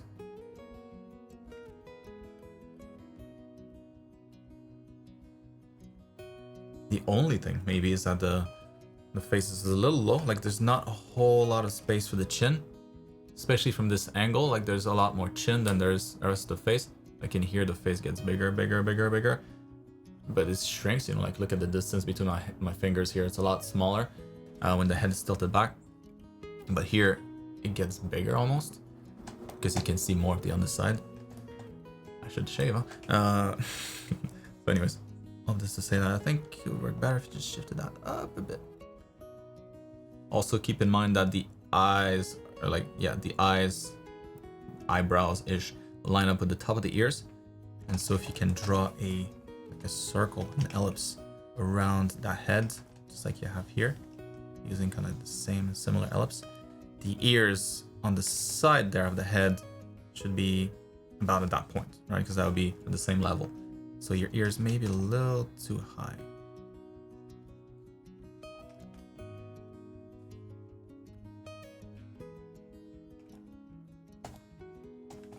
for the angle of the face, especially now that I shifted it up.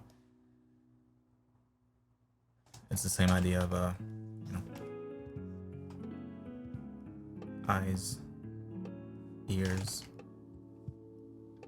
If you look at the same thing here from above or from below, the eyes will be here, but on the same line you have the ears still. Just that from this angle they'll appear lower.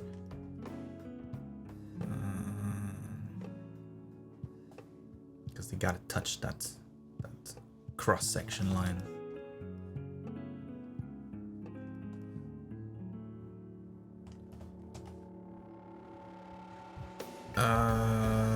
Otherwise, maybe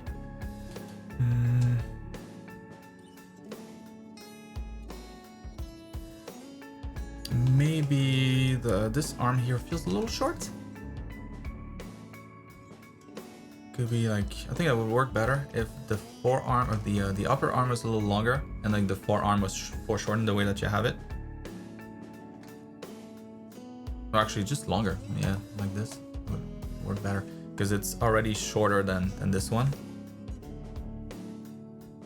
It's just yeah, the difference between the two, a little too much.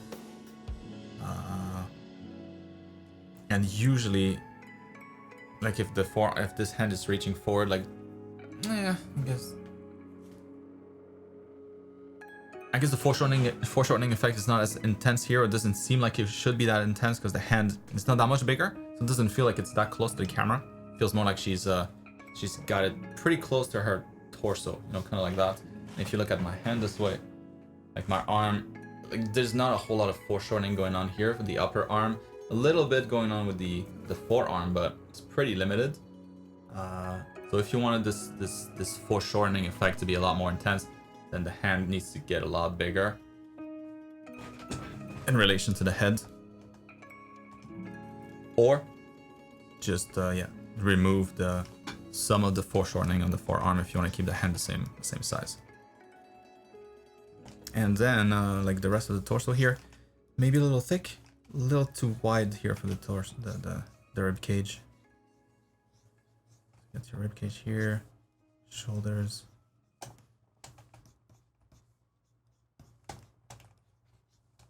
So yeah, just refine here the silhouette a little more. A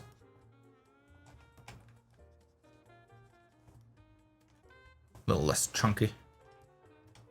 I mean, she could be more. She could be chunkier, but then the arms would need to follow with that as well.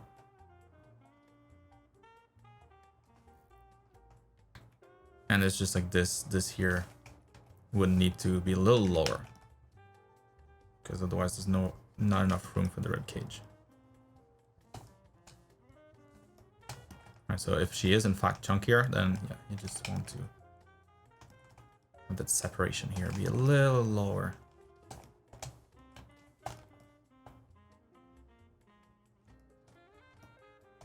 Well, that helps, Arya.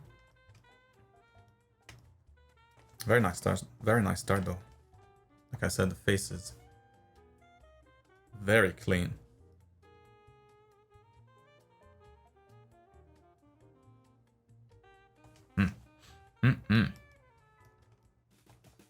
Moving on to Sokena. I hope that you also had a great week. I sure did. So here's my creation for the 2D mecha design exercise. I chose a war mech because I was looking forward to this chapter to be able to make one. There you go. I'm really happy with the results. If I made a little bit of a mess with the joints and the articulations, I have a little trouble with the... Oh, even if I made okay. I have a little trouble with the logic utility part of the mech, like the kind of tubes I put in the back. I don't know why it's there. Some stuff you can get away with, like pipes and tubes, and it could be many different things, like some sort of cooling liquid or some sort of a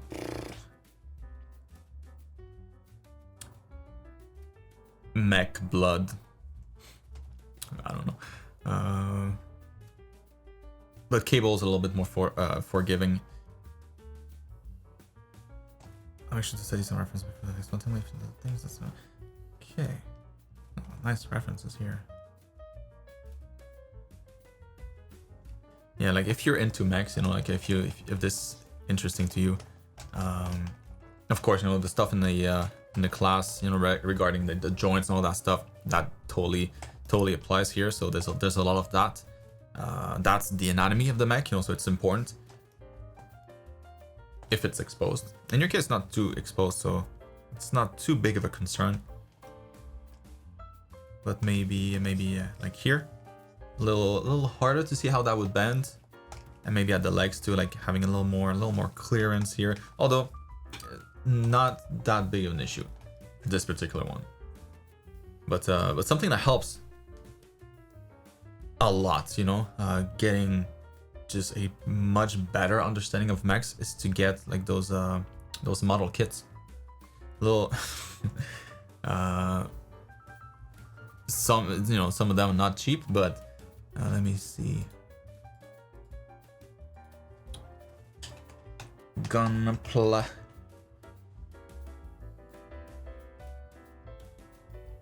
Let's see.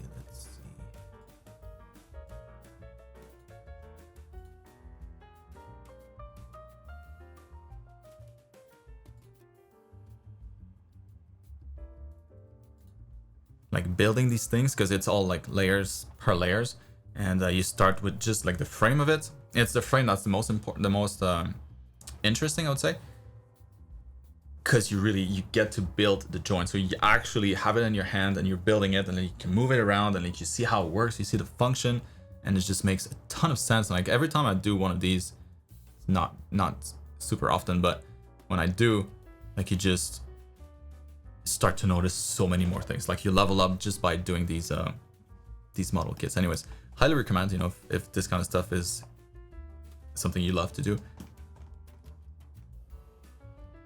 It should help take it to the next level. But meanwhile, these references are pretty good. It's just that it's hard to play around with it, so maybe sometimes it's a little hard to see how that would function, you know, like what you could do, like the range of motion and all that stuff. That's a really cool looking one.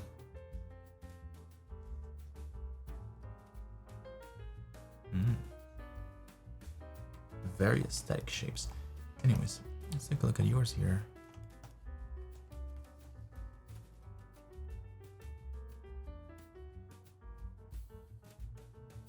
Looks really good. Reminds me a little bit of the like a StarCraft Marine. I'll say maybe a little dark. Just a little. Brighten it up so we can see a little more of the details. Not too much, just a little.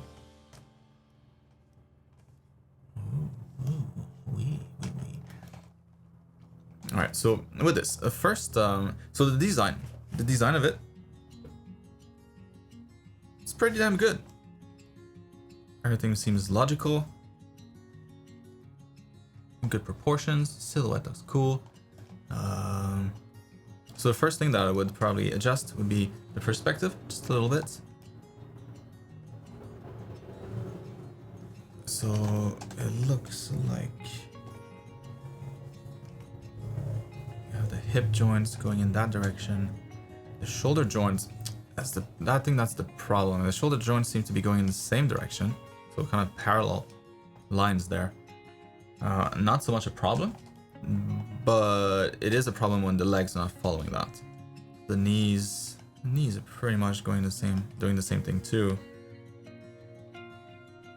for the most part. But it's here that starts to diverge quite a bit.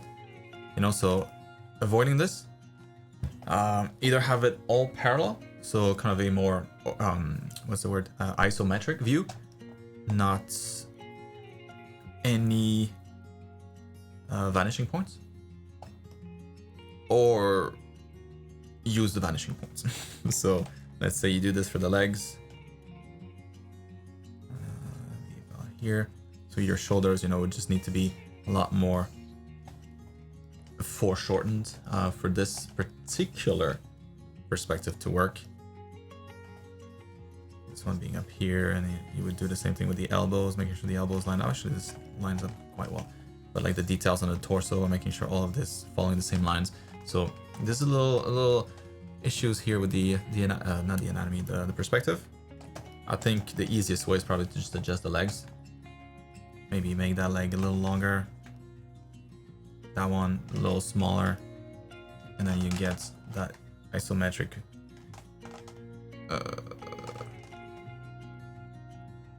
perspective going.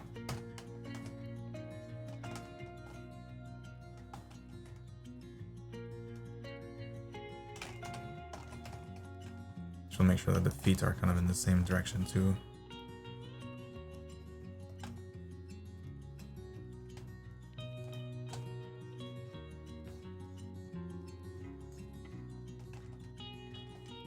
Where's the center here? Something like that.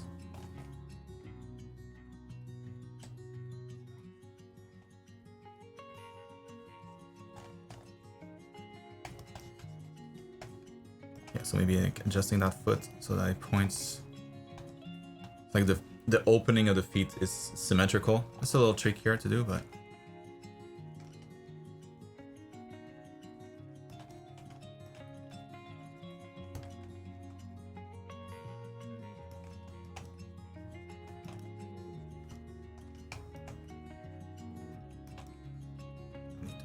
push that back a bit. Anyways, some adjustment needed with the legs, because that's the biggest area of concern. But the top of the torso looks really, really nice.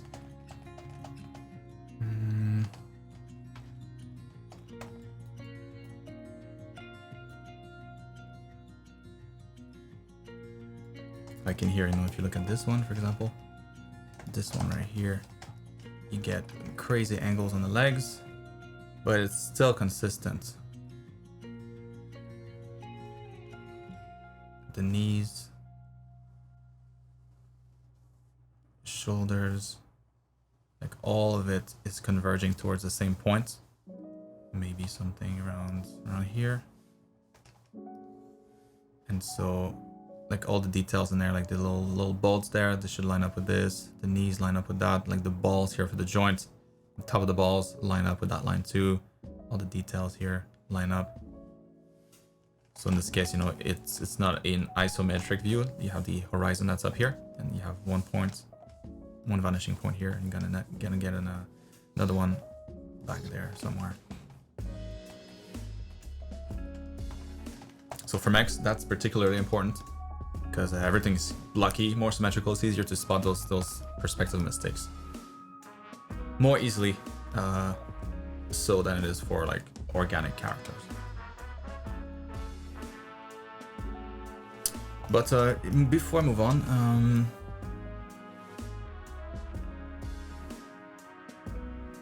design-wise, maybe you could. What am I doing here? Round out more of the details, because that seems to be your shape language, right? It's kind of like these spheres, it's clusters of spheres. So you have some here, some here, some here, some here on the joints too. But like the plate here on the leg seems a little different. So now all of a sudden you have kind of like these straight lines, these flat surfaces that you don't really find anywhere else. And so maybe I would adjust this, like to find a way to add a curve in here somehow. Maybe it's maybe it's something like this, kind of like a half sphere down there, like a half cone, and then like a curved shell on top of it. So it covers about the same, you know, the same surface area, but it's curved now, so maybe fits a little bit better, the shape language. And then the same idea with the feet, you know, trying to find a way to maintain something similar. Don't really have anything that's pointy in here anywhere else, so maybe squaring that off or maybe like inverting the circle. Anyways, I feel like there's something else that you could do with the feet here. This guy works pretty well because everything is, not everything, but most things are pointy here. Like in the legs, like the front of the leg ends up in like a point. Same thing here. the feet too, like the protection on the feet, and then the actual feet torso features the same kind of shape language. In the back here, you kind of have the same deal. And then all the small details in here are more blocky, more like boxy, but all the big details, all the big armor plates share a very similar shape language. So I'll try to do the same with yours, especially with the legs. Otherwise, very nice. Moving on to... Oh, Ali. What's up? I am doing great. Hope you are too. For this week, I did some preparations before starting the Term 3 anatomy lesson. Since I have 5 years of architecture under my belt, I would say that I had a lot of fun with this exercise, although never thought of practicing perspective and the relation between different shapes in this way, so I'd like to know, based on this week and the last one, if I'm at least decent to start Term 3. Welcome, Joshua. Please ignore the distancing lines since I was in the first. Alright. Yeah, this kind of stuff is tricky because now, you know, architecture is all about... I'm generalizing here, but it's mostly blocky stuff, right? It's buildings, it needs to be structurally solid, and usually, yeah, there are some, you know, some rules there that makes it blockier, and it's not as common to work with organic shapes, organic volumes interacting with one another in complex ways. So that's a good exercise. Yeah, I think you did really good. Just like one example here that I might pick on, but like the way that this cable connects to the box, kind of a little off, you know, it's kind of like it's not plugged right, it's coming in at an angle and doesn't feel like it would connect the right way. Like you couldn't really screw it on. It's kind of like boink. Like instead of connecting this way, nice and flat, it's coming in that way. So just be careful of those.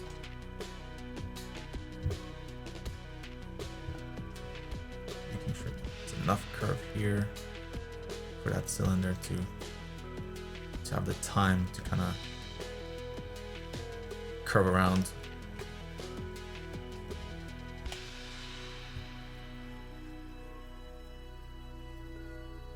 Slight adjustments with that one here. That didn't really help, but hopefully you get what I mean.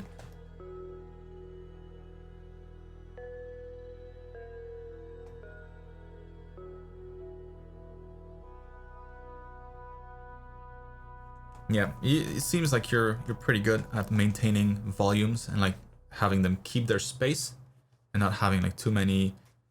Like this here would be easy to have like the two feel like they're kind of intersecting. Like maybe you could curve that a bit more so that it follows the same curve here as the cylinder, as the tube, as it kind of goes around it. So like a slightly rounder curve here going over it to make sure that they're kind of going like this and they're not going through each other.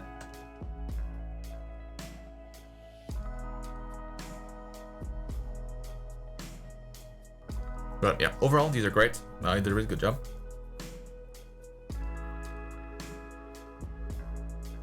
Nice cylindrical cylinders. Very good. Yeah. I think you're most definitely ready to move on to the next term.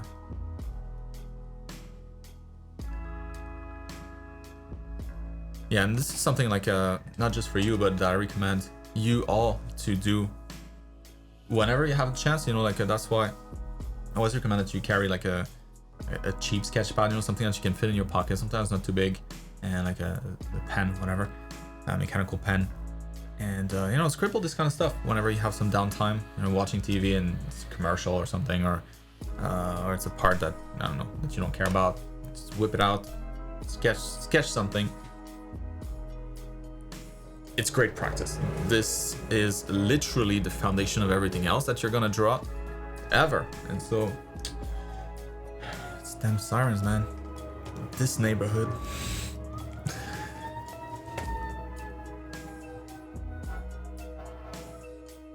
Going away.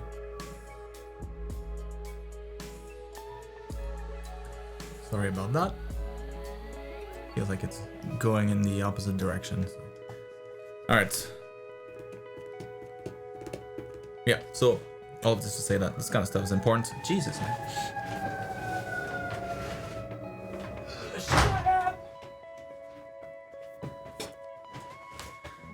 All right, silence at last. Hope that helped. Moving on to Shimang. Oh, long time no see.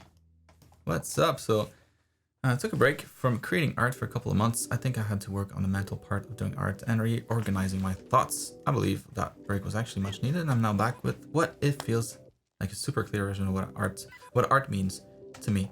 I'm having more fun than ever. Hell yeah. That is great to hear. So I didn't stop at all during the I didn't stop all art during the month. I spent my time doing a lot of observation and learning. There you go. So yeah, that's a good point too. Like you know, if you feel like maybe you don't have time to whip out your sketchbook or to set at the computer to get some work done, observe different things. Like really observe. It's not something that people do a lot of ever, but to really like look at something for like a good 5 minutes. 5 minutes is a really long time to look at something, and after a minute or two or three, like you start to, yeah, it's just a weird feeling. Like you get into kind of like this meditation, not state, kind of like a weird meditative, is that a word? State where you, like, a lot of the stuff kind of abstract out, and you start to see a lot more than you're used to. I don't know. It's a really, really interesting thing that you should try to do as many times as possible during the day, but even more so when you can't draw. So at least there is like an input of information. You're not actually doing something, but still you're getting better just by observing. But you guys knew this already. So the top one is more of a YOLO. I'll just put whatever colors I feel like. Okay. So kind of winging it on the colors. Man, that was good. The bottom ones, I was trying to follow a more rigid process. I still feel pretty unsure about the color gradient steps. Step there, and honestly, just color in general for both pieces, as always. All right. There you go. It is a word. I just probably mispronounced it big time, but whatever. You understood. That's all that matters. Meditative. There. Nailed it.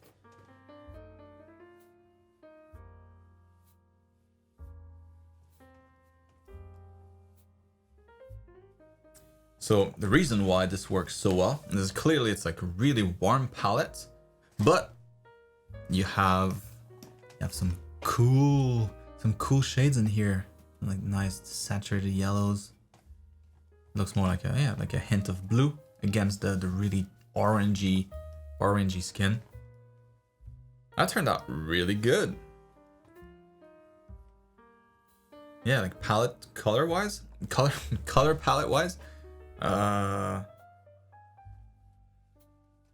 Nailed that one. Like, I would maybe recommend that you push the contrast a bit, not the contrast, the contrast in the values a bit more. So like going maybe like slightly darker in just some areas. Don't want to go too crazy. Don't want to change kind of the nice like washed out, like in a nice way, style that you have going on here, but at the same time like getting maybe a little bit more depth when things seem flat, like in here, you know, like this is a good area where it kind of feels flat there, like we're losing a little bit of the depth. We don't know exactly what's going on here, so having just like a slightly darker shade. Now we know, okay, so the hair ends there. Back here it's a little deeper. We can kind of imagine the volumes a little better. Same thing here at the side of the face, where the hair kind of meets the face. You know, there's gonna be a lot of shadow here, a lot of ambient occlusion, or at least a little bit in between the locks of hair here, the deeper ones. So could push maybe a little bit more. But yeah, like the structure of the face too, very nice. Just some small stuff like, you know, the mouth being a little tilted this way, not quite following the line of the eyes here. Very small thing, but just like the corner of this mouth here, a little higher.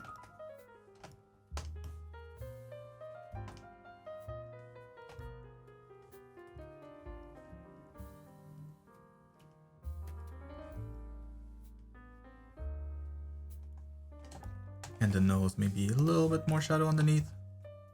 Make it seem like it's sticking out a bit more.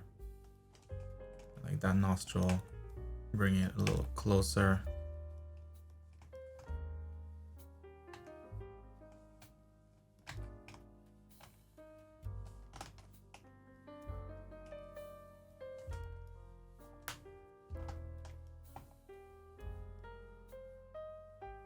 Yeah, that turned out really, really nice.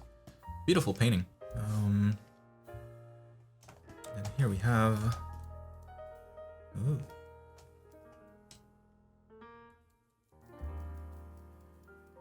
Yeah. So in here, the what I would recommend that you focus on is this step here, and really nailing the anatomy, because that's because the rest of it is nice. You know, like the way that you apply the basic shades first, and then kind of blend them in, and then adjust the colors with a gradient map. Looks good. Your gradient map maybe could be a little bit lower contrast, so between the highlights and the shadows, like here, you know, going from highlights to shadow, it's like a clear cut line, and here it's a lot more of a soft gradient. So, but that's also part of the shading there. So, shading that little softer, using that smudge brush a little bit more, especially on skin. On fabric, you can get away with a lot of these brush strokes, but with skin, you know, unless it's very controlled everywhere, very deliberate, you want to try to avoid having too much visible brush strokes, because it tends to just look kind of dirty. But yeah, soften that a little bit, and then nice. Very nice.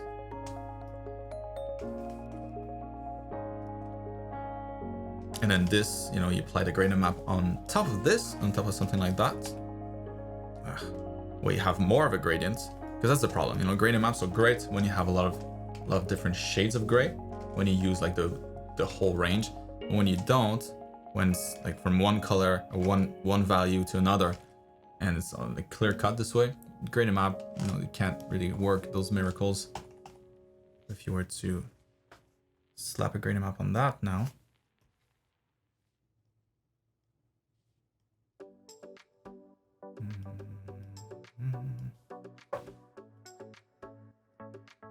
did I lose my skin gradient maps? Where the heck did they go?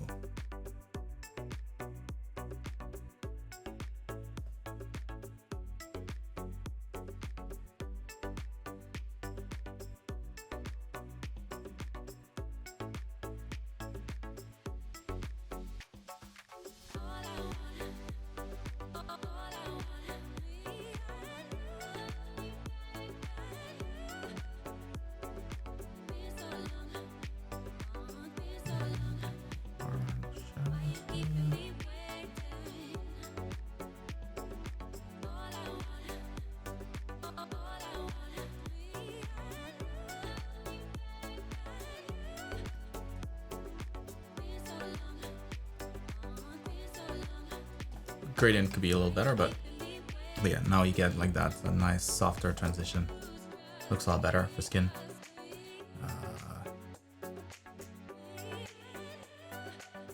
This doesn't match at all with the references, so I didn't really look at that, but yeah, it's all in the gradients.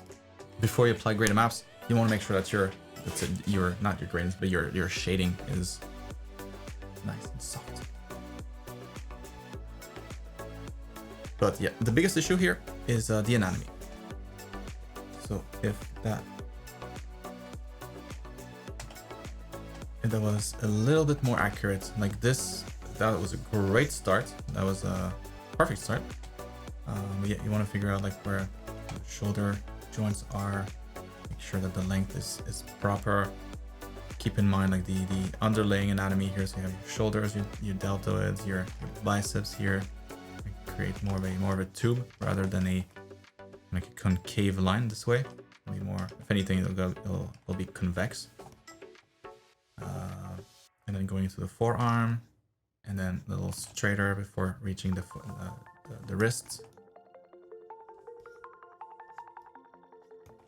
Right, straight, curve, curve, straight again, and then the wrists. So it's all the subtlety, like that plays a big part, especially if you want to go with like a heavy rendering like you did here, where you go like full shading. If the anatomy is slightly off, if your drawing is just slightly off, then everything kind of falls apart because everything relies on this step here. So not that it completely fell apart, that looks pretty damn good already. Like you did a great job with the shading considering, but the anatomy is really what's holding it back. So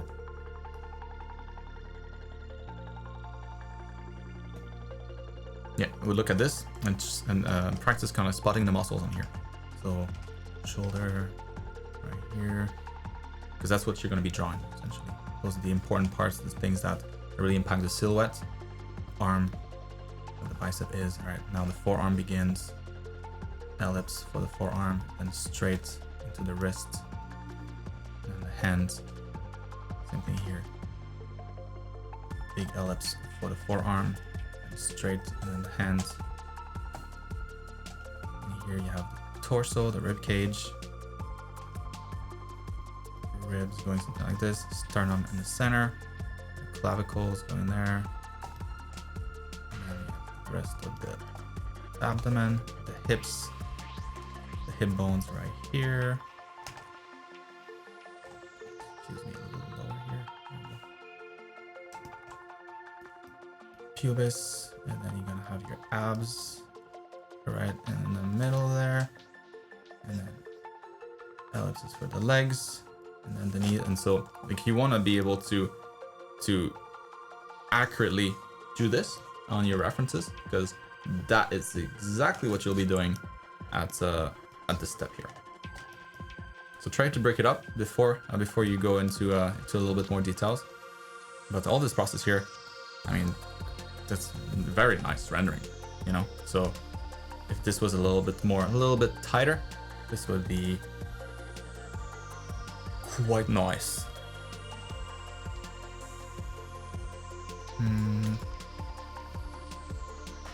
So yeah, well, that helps, Shimang. Moving on to Mitchell. All right, ooh, nice. He's explored more than a blank page. Nice. So I hope that you're also having a great day. I sure am. So my fourth post is a full scene illustration. So I'm working on the full scene illustration that I'm working on for the rat catcher. I was trying to incorporate more rat-like features into the character design, but the more I added, the more he looked like an antagonist. I like to have him. Okay, so I like to have a likable, humble look. Plus, the main villain ends up being a were-rat monster, where his clothing more. I see. Okay, so he's a good guy, trying to save rats.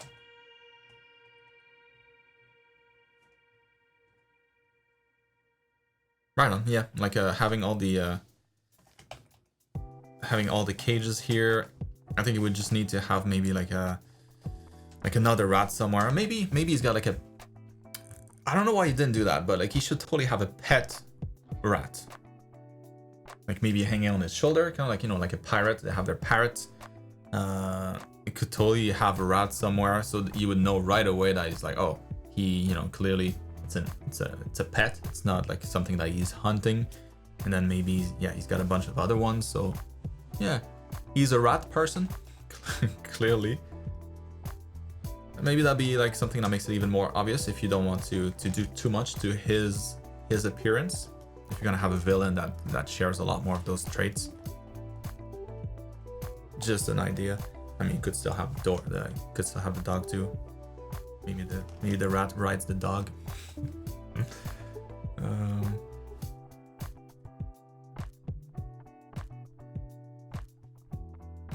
Yeah, so this is still in the rough sketching phase, and I need to populate it a bit more and clean it up a lot. Are there any traps in the piece that I might be missing that will pop up in the final image? Also, last week I had asked how I can direct the eye of the viewer with the line art alone. Unfortunately, didn't get the answer because of time.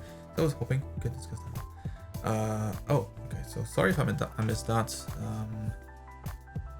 Direct the eye of the viewer with the line art alone. Yes, so with just line art, you still have a ton of tools that you can use.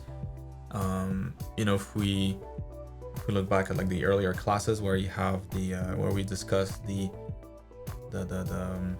principles of art, but the blanking out on the exact word, components, that the term that I use. No, the elements of art. There we go.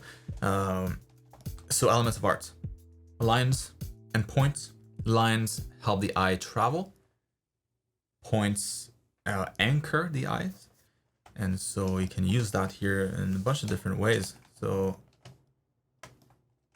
right now, like, we're kind of automatically, if the characters weren't here, like these lines that you have there, they lead the eye towards the destination that's back there in the scene. So those lines here almost act as like arrows, right? So it's like, look over here, look over there, look over there, something's happening here. All the lines are converging to that point. So that's one way to use lines. You can have different lines in the scene. It doesn't have to be like the actual lines of the house, but it could be maybe let's say you have like the roof here. That's a good example. That could be one, pointing at the character. So instead of looking at a point far in the distance, what can you do? How can you arrange the lines in here to point at your character? And then the character in here, I think, behaves enough as an anchor. He's kind of like this. He's a nice dot, in a sense, in terms of like an element.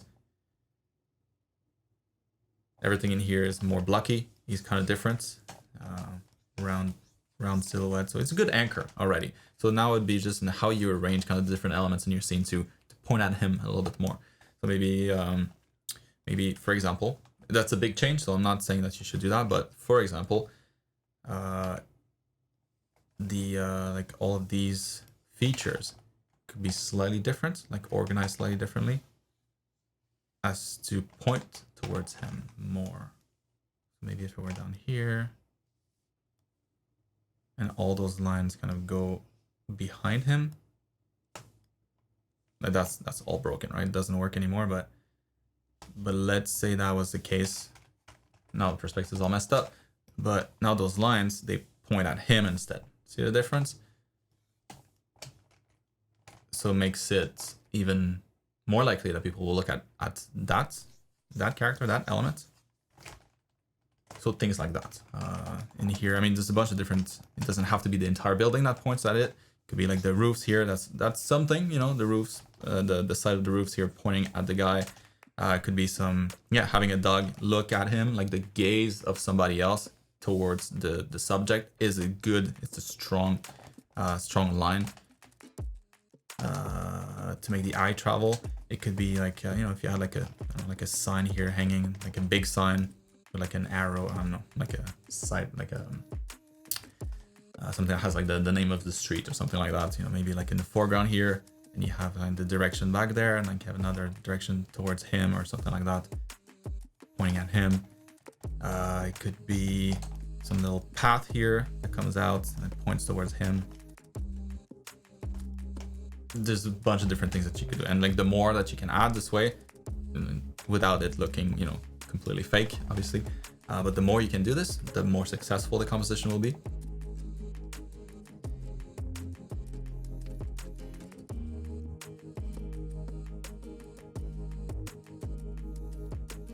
Okay, so he does exterminate the rats. Alright. Well, he's not gonna have a pet rat then. That would make sense.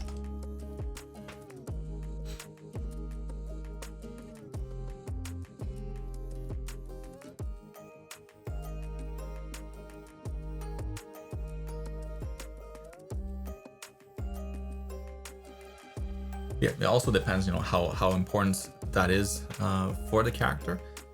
But maybe you could have like it's stacky, right? So maybe you can find a better idea, but like a badge, you know, like that's his company. He's got like a business in that world where he kills rats, and so he can have like a little rat face here,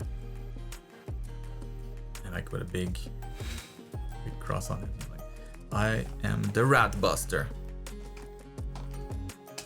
Or something more elegant, maybe more subtle, but along those lines.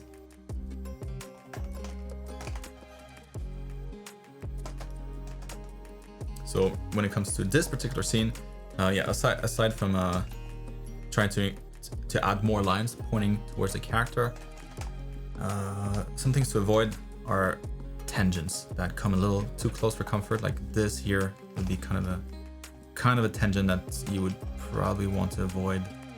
Like the silhouette of the character here and the side of the street, like these two, how they hug and they happen to almost like perfectly touch, a little uncomfortable. And those are kind of like big things to avoid usually in composition.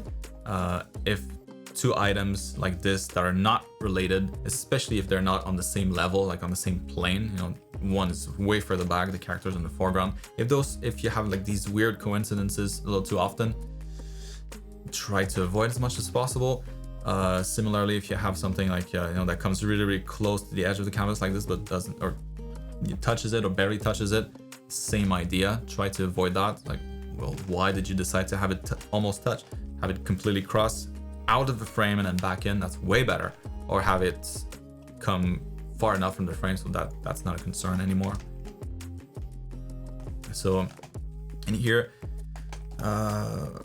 yeah, maybe I would recommend that you bring these guys a little closer, a little more to the right, as to avoid this. So there's no tangents anymore. Now he's far enough. He's in the middle of the street too, so like there's context, like it's not just the elements of art, you know, that guide the eye. There's a lot of context too. It's like the gaze of a character, like I said, that's another more abstract elements that you can use. It's not an element at all. It's just it's just a psychological thing.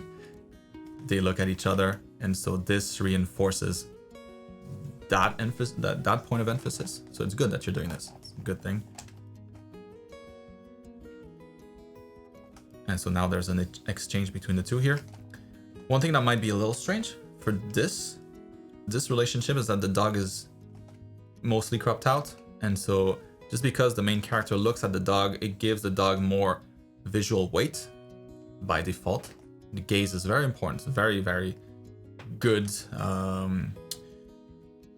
It's a good magnet for the eyes. And so the same as if somebody like points right over your shoulder, right? And you want to look around. It's natural. And so when somebody looks at something, you also want to look in the same direction. You want to look at what they're looking at. And then that gives that thing more weight. And so all of this to say, maybe rise them in the scene a bit more. You know, like a good way to use all the elements that you have in your scene already would be to place him right there in the middle where all the lines are kind of converging towards. And so now his face becomes the point of convergence for every element, or almost every element in the scene. That would make him a very strong focal point. And then at the same time, you could have maybe a little bit more space for the dog to show maybe like the upper body, so that it's not just like a head, you know, kind of sticking out from the canvas. Hey, I'm still here. So maybe even flipping them like this so that he lands more naturally right there. The doggy now can have a body. Woof woof, I'm a good boy. And then you have all these lines converging towards him. Dog also contributing to that. The exchange between the two, it's right in the middle. It's comfortable. The dog's not too close to the edge. That would be a great composition for this piece.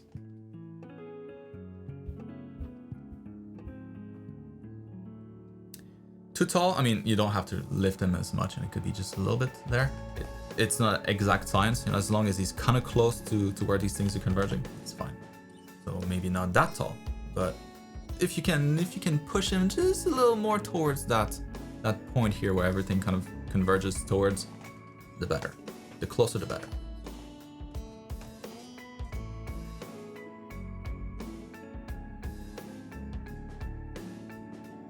And it doesn't need, yeah, if it appears too tall, you know, you could just scale him up so that it'll appear closer to the camera.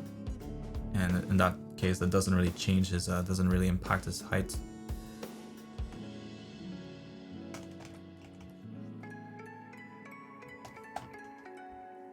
You know, it's about the same height. Now it's just camera's a little closer to him. So always, there's the little tricks there that you can use. But yeah, in here, I think the biggest issue was composition, because the character was cool. I love the interaction there. The background looks nice. Yeah, the only thing other than that, regarding just the environment, would be the details on the street. You'll want to make those here a lot flatter when you get closer to the horizon. So the horizon's about, well, it's not about, it's exactly, what the hell? Why won't you draw? So all the details that get close to that line, you know, they're going to be almost flat. So those ellipses here progressively get thicker and thicker and rounder and rounder. But yeah, those back there be a little flatter. I think that would sell the perspective better. What the hell's Mitchell? Very cool. Looking forward to see what you do with this next time. What up, Warren? I am doing great. Hope you are as well. Hold on, let me open the window again. Now that the siren's gone. Because it's hot in here. Whew.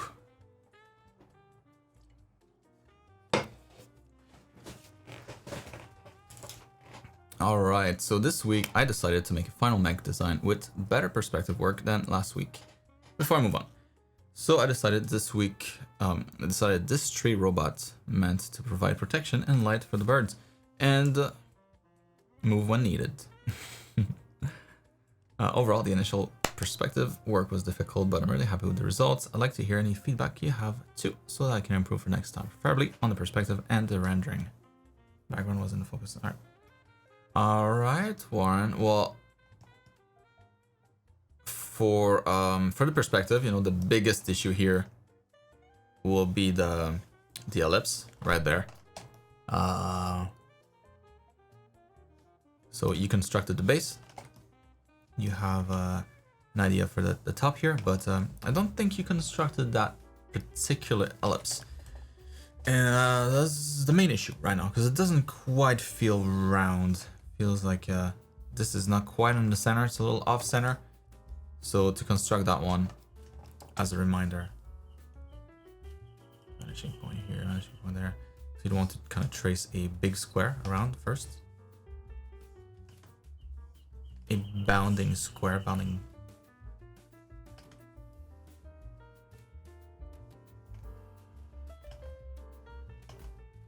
Something like that. So with this particular perspective, your ellipse would need to fit in this square, more or less. And like, it could be bigger, it could be smaller, whatever. So to find out how to do that, X marks the spot. So the center of it will be back there. So yeah, it looks way off center, but with the perspective that you have, there's a lot of distortion going on. So it's it's down here. And now you can have another line kind of going through that one line. Same deal with the other side here, going through the center. And now we have 4 points, 1, 2, 3, 4. And your ellipse will need to touch these 4. And look. Since the horizon is straight, the ellipse will be straight too. Oh, Jesus. That's a tough one to draw.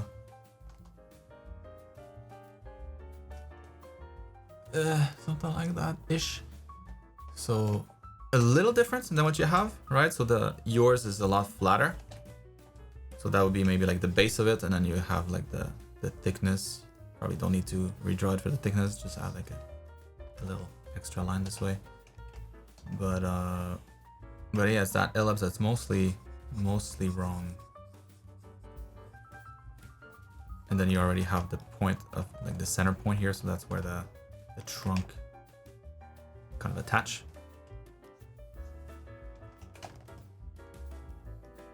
So it's just the angle here, not quite right based on the perspective you have.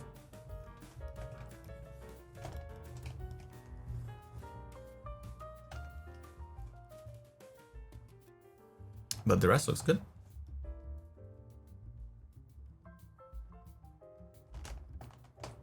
Yeah, so to fix this.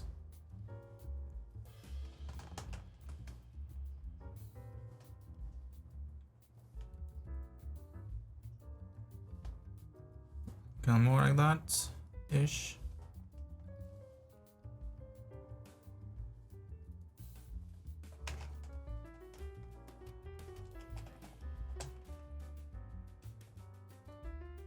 So, talking design, oh,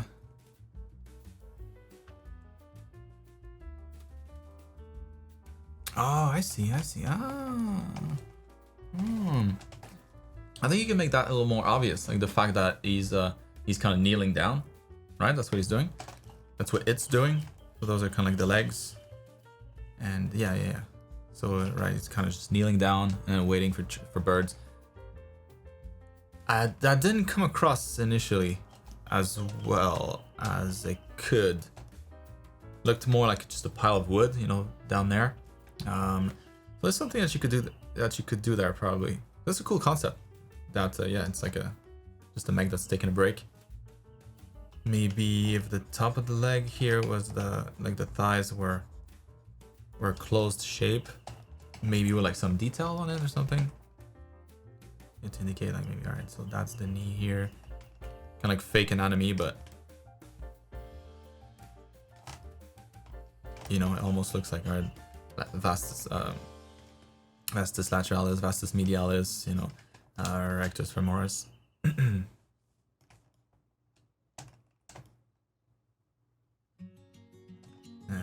And then the hips, maybe I think there'll be something to do there too, to make it look more like hips. He's got legs, so he's kind of a humanoid. I think I would push that idea a bit more. So maybe make it more like a pair of pennies, not pennies, but like a pair of underwear, like briefs.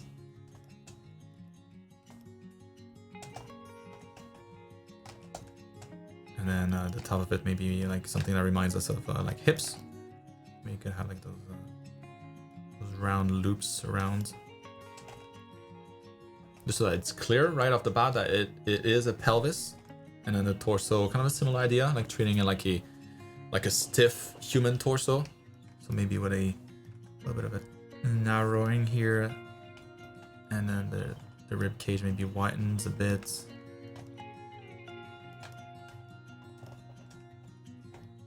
And then maybe doing something like, maybe not necessary, but maybe like these little sticks here instead could be stemming off of the arms of the robot. So maybe he's got some arms that look kind of like that, but maybe like some slightly bigger branches. And then from those, maybe it splits into two or something, you know.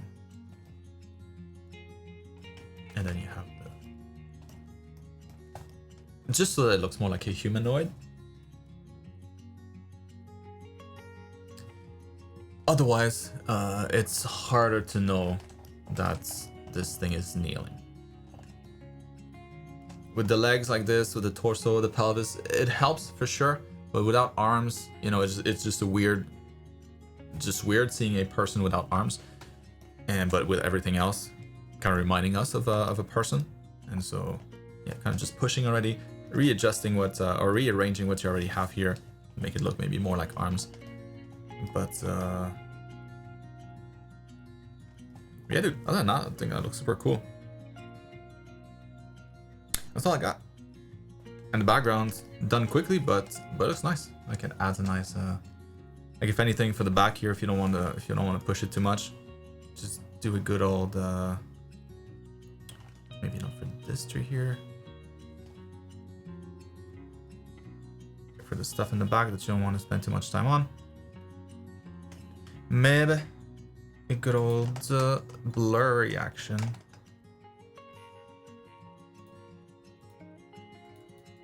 So that you don't have to add details.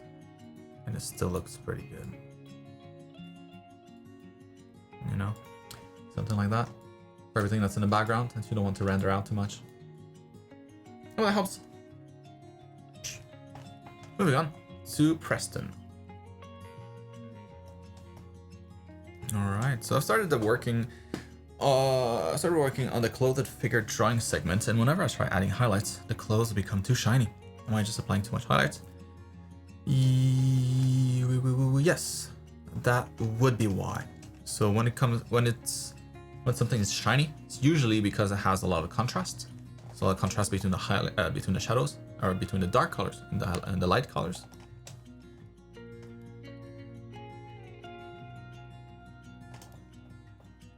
And also, I know the reference is gray, but I would avoid using like a background that shares so many of the values with your painting. This black or white background would be better in this case. Because even the reference here, there's a clearer difference between the two.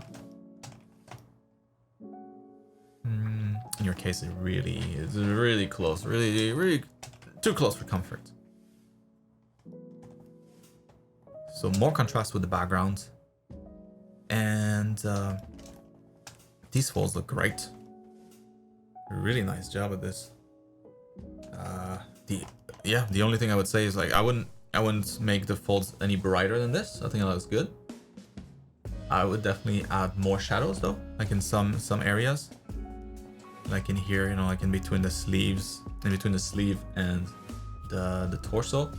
It gets real dark in there, or these really deep folds, really dark once again in here where the strap is kind of pushing against the shirt, and then we can see a little bit of the sleeve, the right sleeve, really dark again.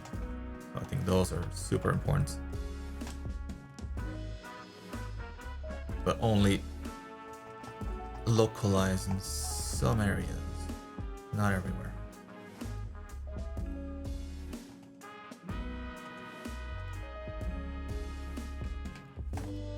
And so it's going darker, not going lighter. I mean, that still impacts the contrast, but not as much if it's only like locally like this, only in some areas. Where else? Here.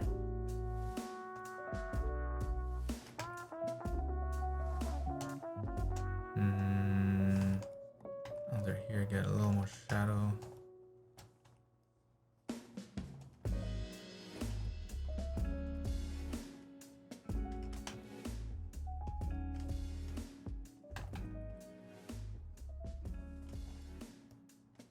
Yeah, so it's really the darker colors that we're kind of missing, but other than that, I mean, love the shading on here. That was really good. How you highlighted some folds and not all the folds. Did a really good job with this.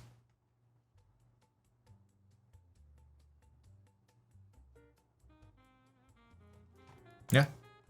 So before you start anything, you know, if you're not sure, always try to find the darkest color here on your reference, mark it, and then find the lightest color on the shirt. That would be this here, same color as the background, and look at the kind of like the range that you're playing around with here. So from here to about here, that should be consistent with yours. So, you know, it could be different colors, doesn't matter, as long as the values are within that range and that you're using the whole range. Because right now you're going from here to maybe here instead.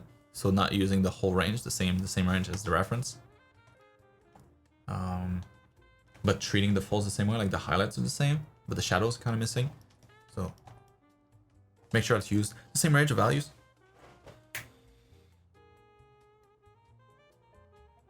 And yeah, in your highlights in here, you know, the highlights are mostly muted. Like from here, like there's not a whole lot of action there. Like on the reference, mostly the same. If there's a shift in values, it's going to be over like a big surface, like surface area.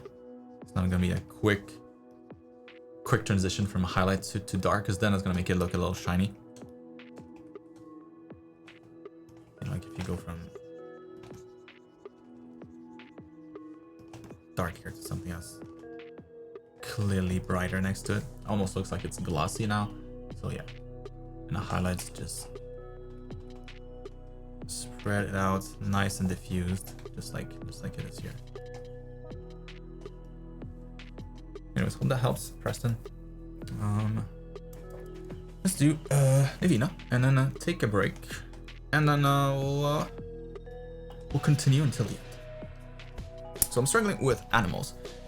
I did concept for the illustration with the mythical creature lion turtle that has an island on its shield. Also practiced sketching some lions and a horse. Tried to break down anatomy for better understanding. As usual, please give me some feedback. Questions.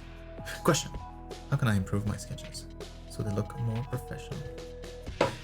The good old professional question. Well, for sketches to look professional, it's just it's mostly confidence in the line. That's mostly it. Even if something is a little off, if it's the line is confident, can overlook some issues with the fundamentals. So primarily it's going to be the line. Like here, it's a little hairy. Not that it's a big problem. No, that's gonna be solved over time. But instead of doing this, you know, for this one line, what I would do is just one continuous line for the whole thing. So that takes some times, some tries sometimes. So you don't get it right the first time. But that's what makes it look good. That's what makes it look more pro, because these long continuous lines are harder to hit. So the more you have, the better.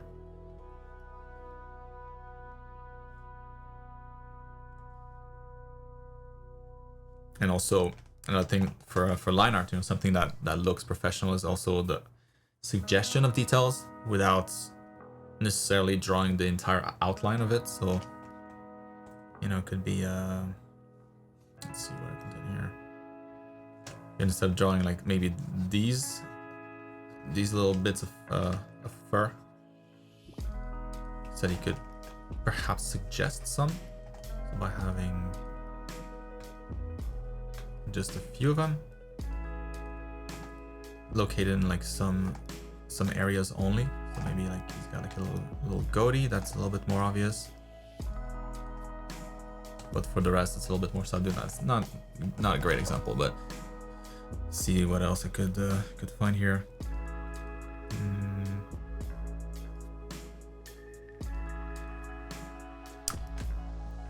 Like in the anatomy, for example, that'd be a good one.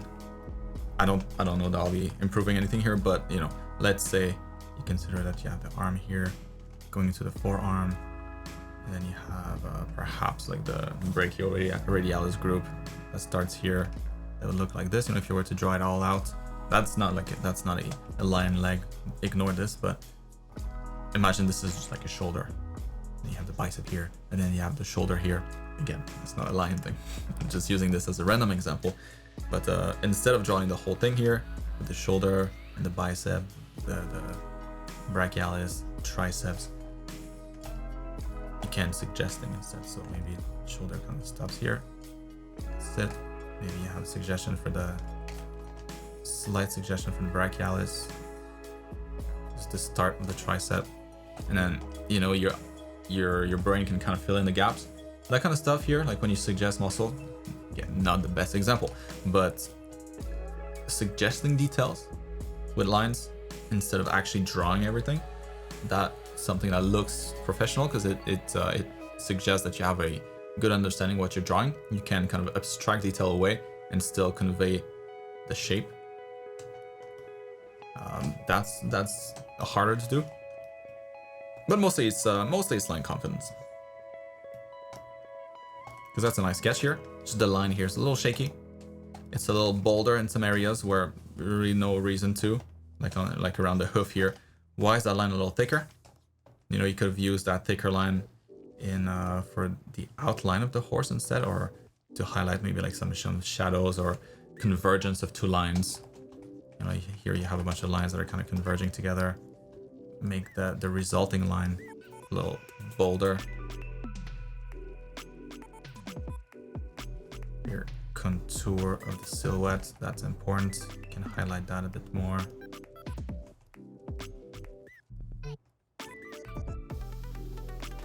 And here, maybe you don't need all the details. Maybe it could be just the outline.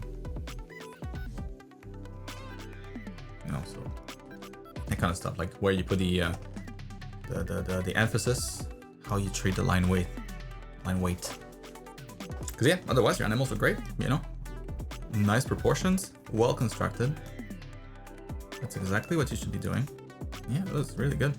Like subtle, you know, but like this is again like that would kind of go towards the suggestion part, but the line suggestion part. But here you have the wrists and then going into the forearm, and so that line we can't really see it where it's going now, but knowing anatomy, you know, you should be able to kind of imagine it going back in here towards the arm, towards the body of the arm.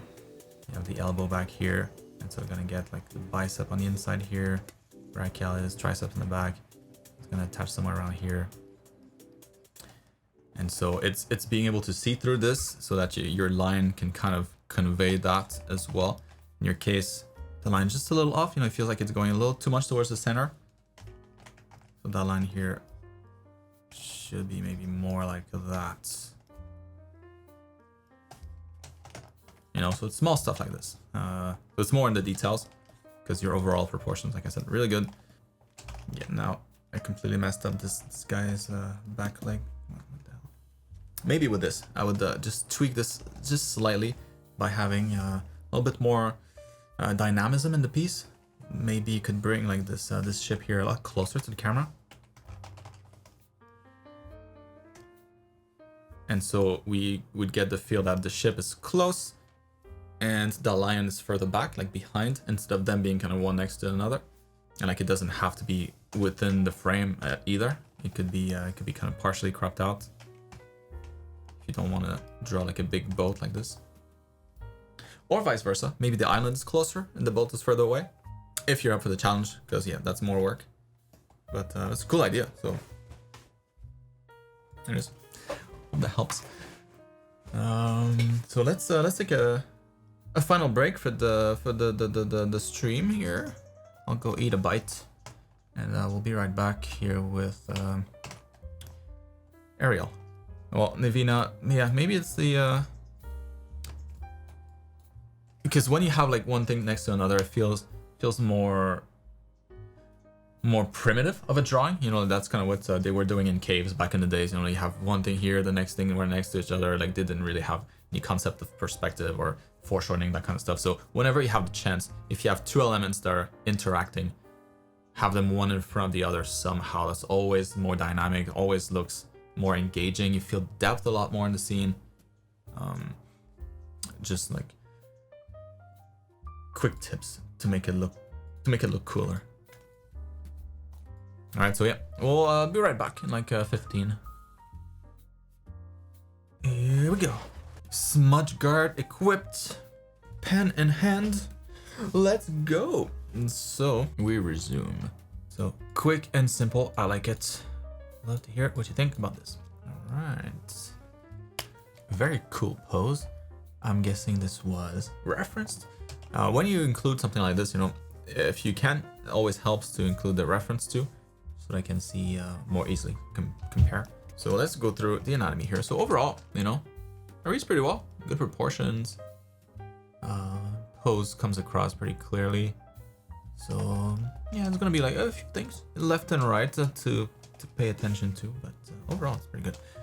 So love the shading too, nice skin tones. So here we go. So starting from the bottom here, the legs look good, nice shape to them. It's just like when it gets to the crotchal area, crotchy area. Yeah, like this line here is a little strange. So from this angle, it's from the side, so we wouldn't be able to see too much of the abductor muscles here on the inside. And so it'd be more like this. And then going into the hip bones, both sides here.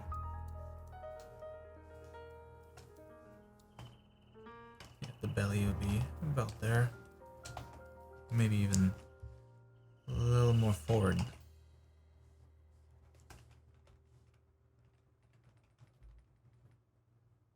Yeah, there you go. That's more like it. So yeah, the rest here looks good. So belly, and then ribs there. Shoulder looks good here. So the fact that this shoulder, her right shoulder, is up like this, it's gonna pull up the entire muscle here, like the right pectoralis major, and as well as the chest, like the breast along with it, because that's just laying on top. So that's probably gonna be a little flatter, a little higher as a result, higher than the left side at least.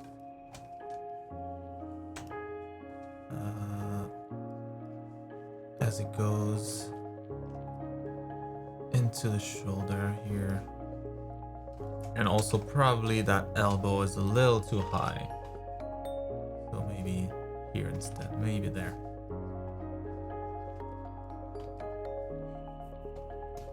Let's make sure that the two arms are not too different in size. And yeah, so the rest here I think looks pretty good. Clavicles going to the shoulder.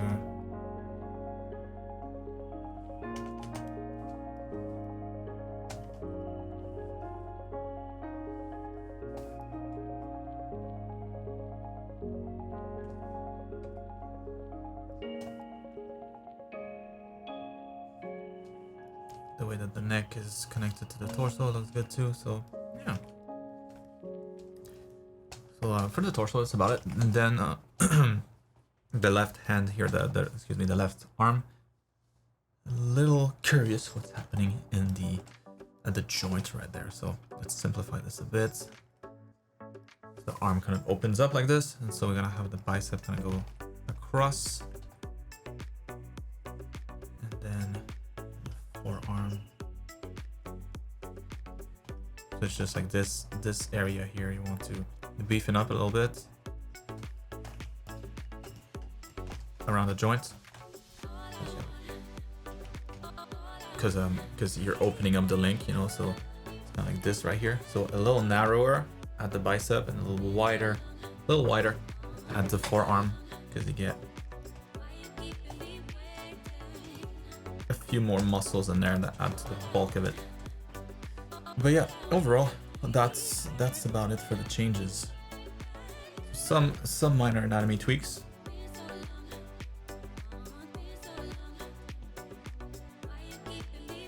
But overall, looks really good. Ariel. Oh, the house. Moving on to Luke here. So I am doing great. Hope you're good too. This week's submission is the first pass of the next character from my cyberpunk concept. I've drawn mostly characters after the last few months, so I've varied it up this time with a male character. This character is a roguish lone wolf mercenary. He has a stoic yet cool personality who's driven by his past. Visually, I drew upon inspiration from the Japanese shinobi and samurai and combined them with an urban fashion aesthetic with some sci-fi elements thrown in. How well does my design work out? No. Damn you, color picker books. Also, what skill level is required for a studio job and concept art? How is my skill compared to that level? Well, so last question. Hard to answer because different studios, different size of studios have this different kinds of requirements. So you know, if it's a smaller studio, smaller like indie studio, their requirements are gonna be much lower. Like you probably would meet them or close. You know, like you'd be around that level. And yeah, no, I got that. Missing female there. For like AAA studios, the level is significantly higher, and that's why they have so much trouble, you know, filling in positions. There's always, and that goes for 3D as well, but 2D and 3D characters, 2D and 3D concept positions, makes no sense. 2D and 3D positions, period. It's just like it's hard to reach that level. And so usually what people will do, and the way that people reach it, is that they'll start working at an indie studio and then build up a bunch of experience working with other more experienced artists, soaking up a lot of information from them, a lot of knowledge from them, and then once you have a good good fundamentals, because of all the different kind of like mini mentors that you're gonna have in your team helping you out and kind of guiding you. Art director also should be better than you at art and be able to direct you better, and like, this is good, this is not good, do this, don't do that kind of thing. Like over a few years, you know, that helps to really solidify your skills, because you're in it all the time, every day of the week for 8 hours. So you really don't have a choice but to get better real quick. And so yeah, from this point on, and also you're gonna get knowledge of just the processes, right? So the production, the workflows, and that makes you much more valuable then as an employee, potential employee for a AAA studio. It's very rare that you get out of school or that your first job is at a AAA studio for those reasons. The bar's higher.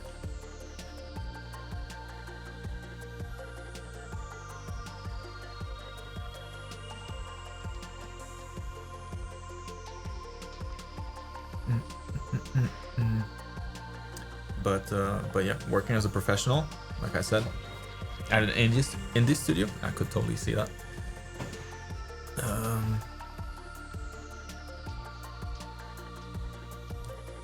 So yeah.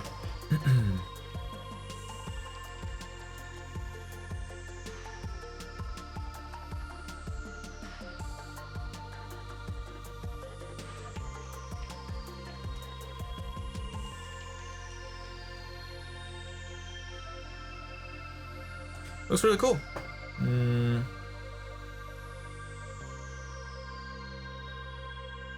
I really get, you know, the vibe that you went for here. Very successful in that sense.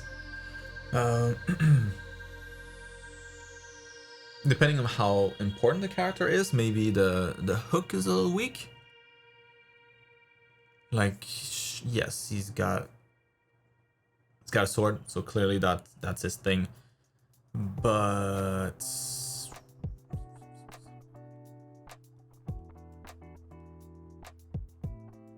still searching for that unique aspect, you know, the thing that will make this guy be like, oh, he's the guy that does that, or the guy that's about that, or the guy that's, you know, like the guy that's got the crazy big sword, or the guy that's got the crazy big muscles, or the guy that looks like he's from the ocean, or, you know, that one sentence that really describes your character in a crowd of characters that are, you know, kind of similar. That's really what the hook is.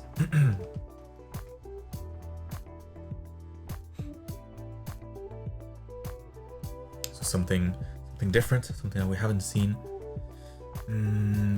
It doesn't have necessarily to be in the design itself. You know, it could be like patterns that could totally do it too. Like he's got a little heart here, completely random. Obviously, don't do that. But it could be that he's all about that, you know, and that's part of his personality. Like when he greets you, he goes like, "Hey," and then he's got like these big hearts kind of stitched on his shirt, like just patchwork kind of thing.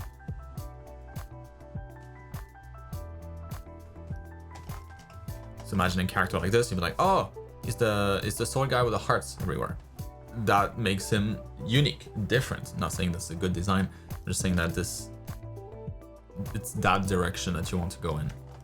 Finding those things that make your character stand out, especially if the goal is for, you know, if the aim is for a AAA studio. Those are the kinds of things that they want to see. They don't want to see something that they've seen before, that they can just, you know, find online already. They want to see new ideas that are like, whoa, oh, that's cool. I hadn't seen that before. And the hook is gonna be the secret ingredient here. So, like, if those X's here are important, maybe they're much bigger, and that becomes part of his outfit. And that's unique. You can see him from far away. Like, oh, all right, he's the double X guy.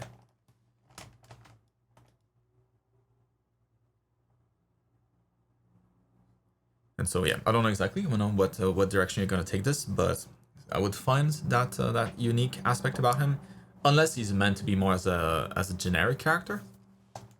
Like he, because right now that's kind of the feel that I'm getting from him. Like he's kind of this maybe this bodyguard for like an important character, because it doesn't have a hook. Like this, it's not unique enough to make him the main character.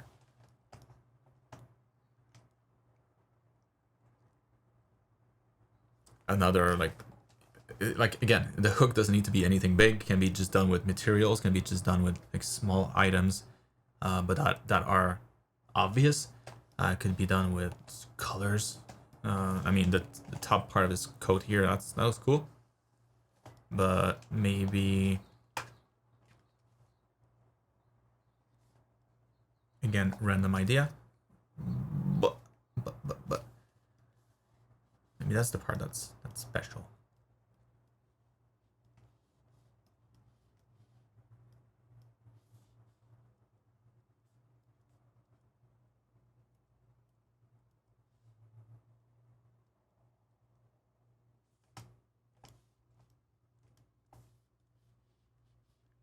And then like imagine that this is all shiny, kind of like a glossy finish. Like, that's different. That guy stands out now, just because of a little tweak in the design and the colors. So it can be many things.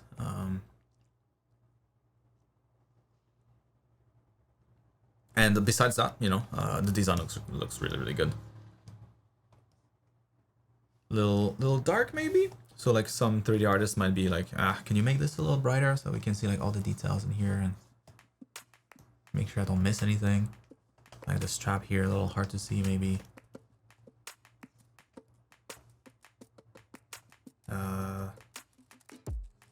But mainly what I would adjust with this guy here, like not something to add, but something to maybe more tweak, would be the face. Like his eyes are really far apart.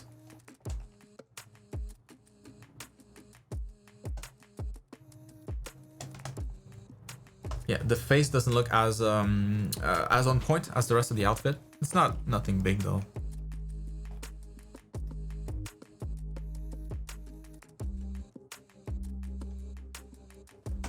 Just a little tweak of the anatomy.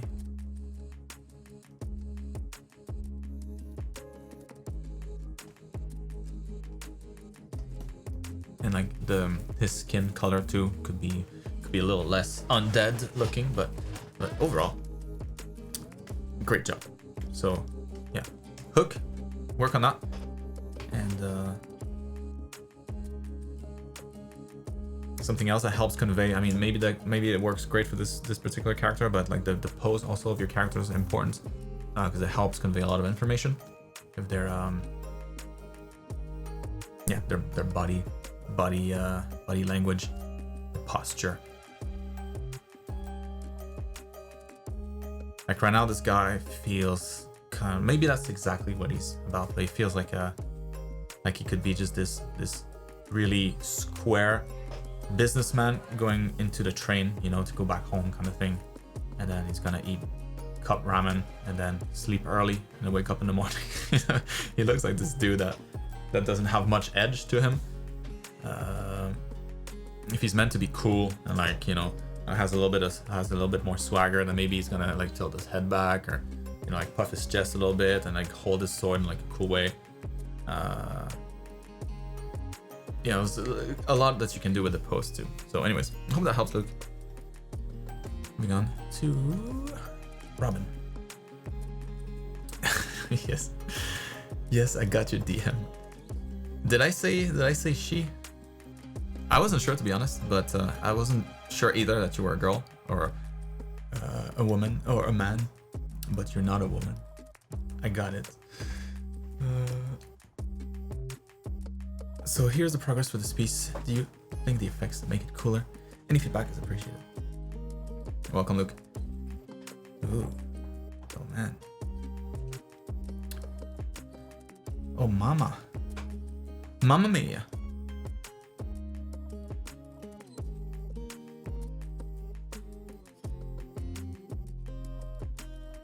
Yeah. The effects definitely help.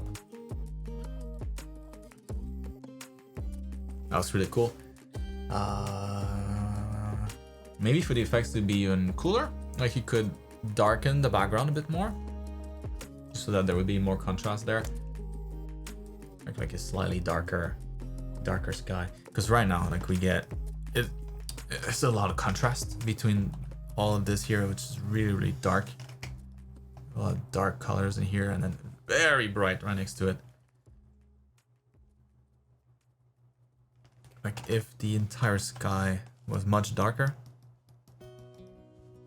I think you'd be able to have a stronger point of emphasis for the head and the crown and all the special effects. Make them pop a lot more. Make them pop. Okay, let's try this. No. Levels.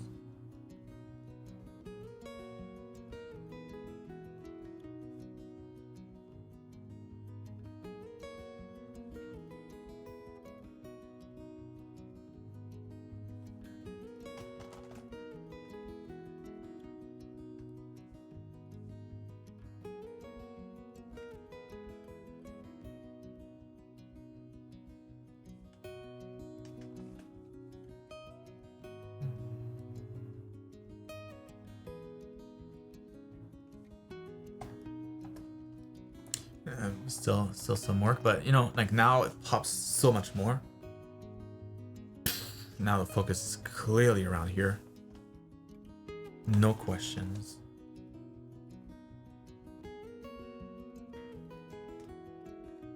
And as a result, also like the whole piece as a whole has a more consistent value range.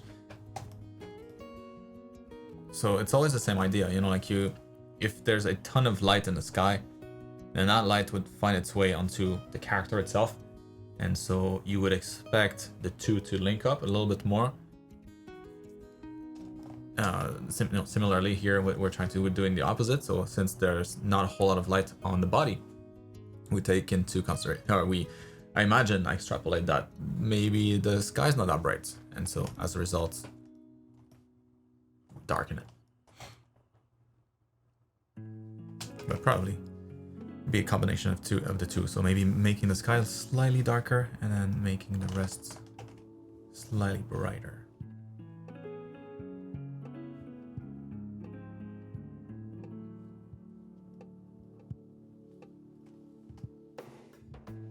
So that we really feel like the the light of the sword kind of impacting the light on the torso here.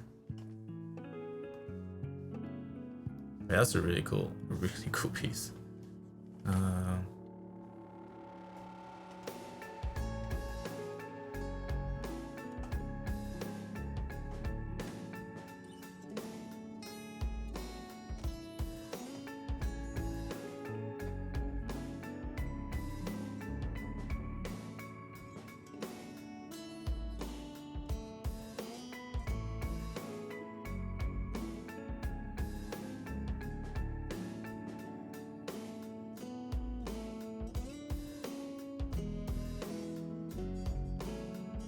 The only issue that I have maybe with the with the design looks really cool, like how you like the shape language is very consistent across, except maybe like these things here.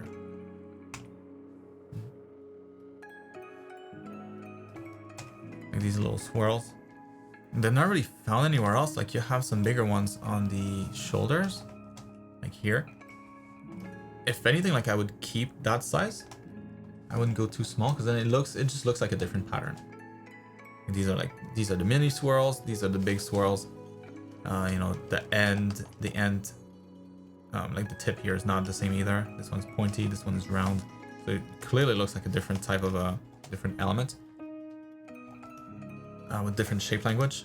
But we don't see it anywhere else. So I would either, yeah, pick one or the other.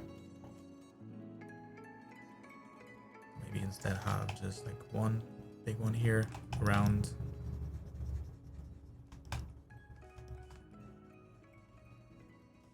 To match the shoulder. And for the rest of these shapes here, this is the same idea. Like I would try to maintain this shape as much as possible. Like here, I feel like you're just stretching it a little too much that it starts to look like a different shape. Like this looks maybe like a petal, but in here maybe looks more like a long leaf or like a feather. That's some subtleties in the shape language that I think would be cool to adjust. Same thing here, like, you know, if you're going with this size here, go with the same shape for the other parts as well. And quickly with the leg here, that one's fine, no problem here. This one just feels a little too thick compared to the other one. I think it's this line right here, the way that this suggests that the leg kind of goes like that. No problem is that this one leg here, the right leg feels much smaller in comparison. So maybe it's just a matter of adjusting the lines here, silhouettes. That looks more narrow.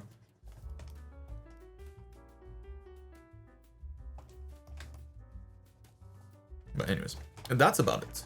So a little bit of shape language, a little bit of a lighting / values adjustments. But otherwise, colors, you have this nice complementary between the yellows and the purple, or split complementary, and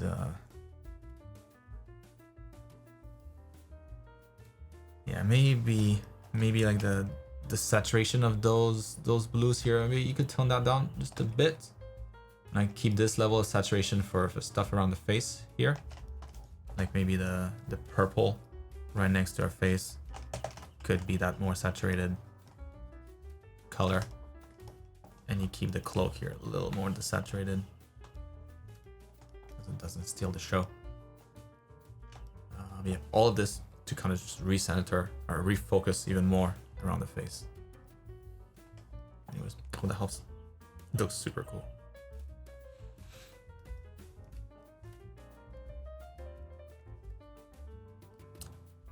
Now, Curtis. So I finished the drawing from last week and got started on something new. Don't have any specific questions, so just looking for general feedback. I added a reference pic for my second drawing in case this is helpful for anything. Let's check this out.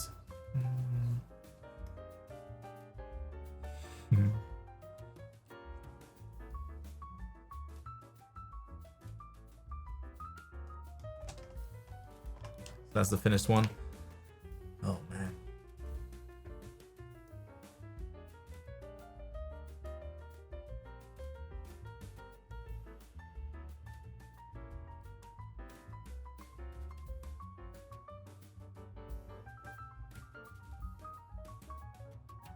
That was good.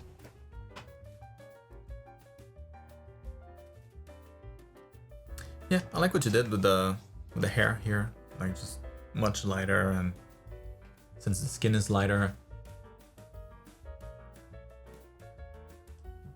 going to pure white in this case a little bit. Yeah, that works quite well.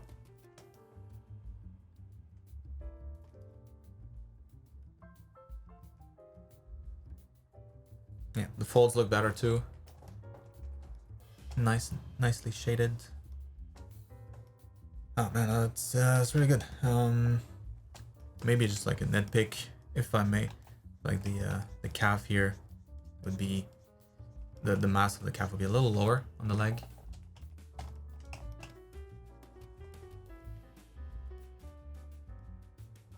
But that's it for me. I'll see myself out. Really cool stuff, dude.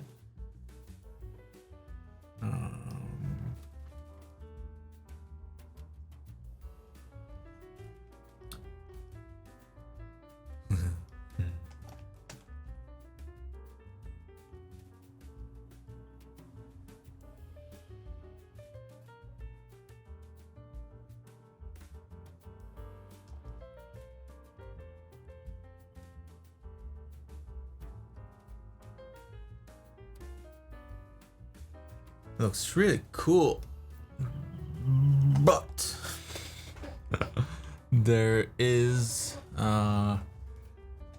it's just like a angle brain confused. What? So like the staff is going away from us, but the hand looks like it's holding something that's coming towards us. Like the hand looks like it's holding a staff that's going like this.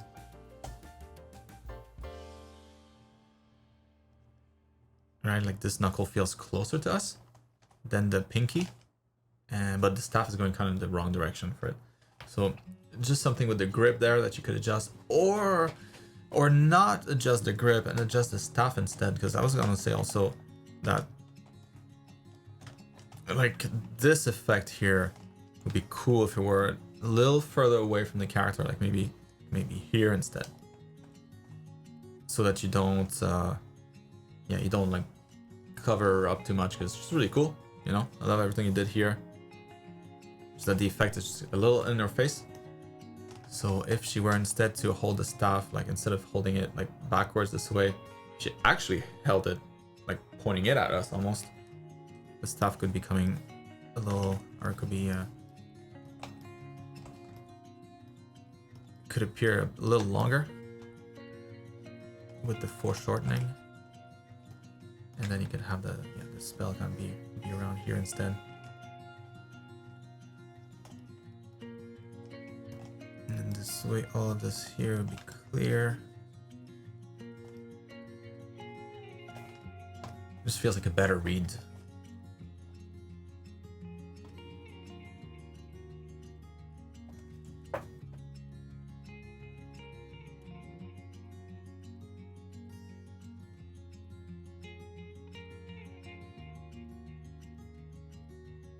Yeah, that's mostly it. Otherwise, anatomy.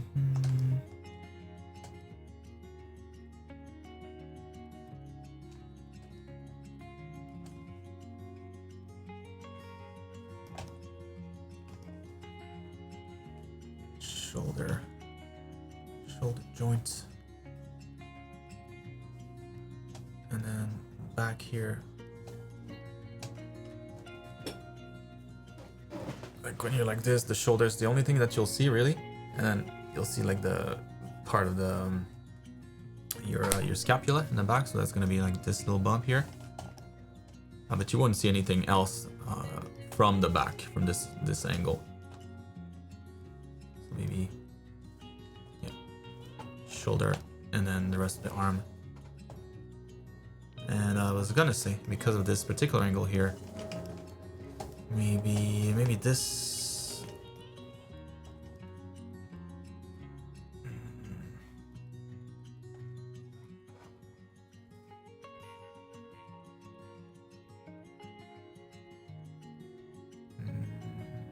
Yeah. This then feels a little off center.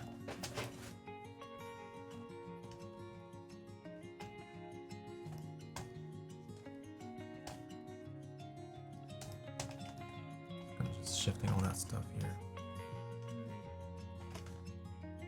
One.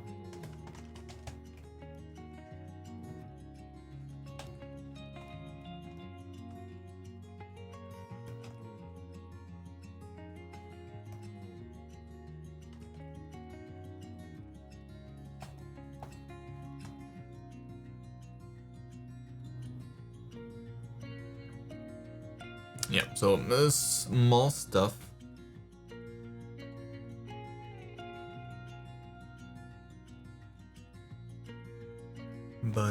But what else am I gonna talk about? It's so good. I got a nitpick. I don't have a choice. So, really cool stuff, Curtis. Very cool. Oh, that helps. Moving on to Natalia. So I hope that you also had a wonderful week. I worked on my perspective assignments mostly. Changed the sides of the lamp, got rid of overlapping vertical lines, and straightened up the blue chest of drawers, as well as added a carpet. I'm happy with it as is and will continue to clean it up. And I'm happy with it as is and would continue to clean up and add shades and colors. Okay, that's a question.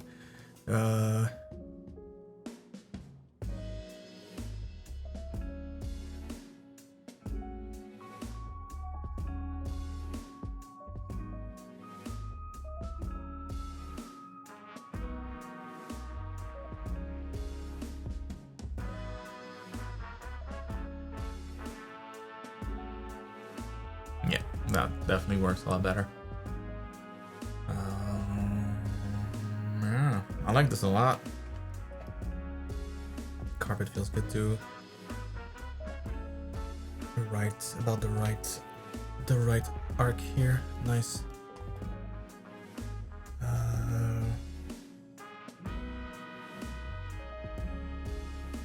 Yeah, I mean, if it were me, I'd be ready to clean this up. Here you have like all the elements that you need. Really, it's a nice little scene.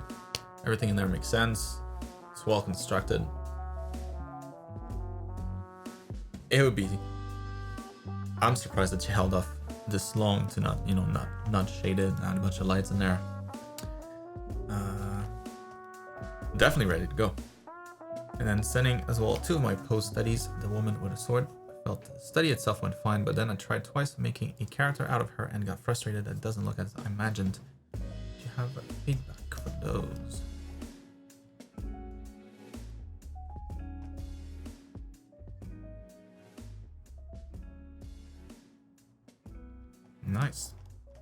Nice construction here.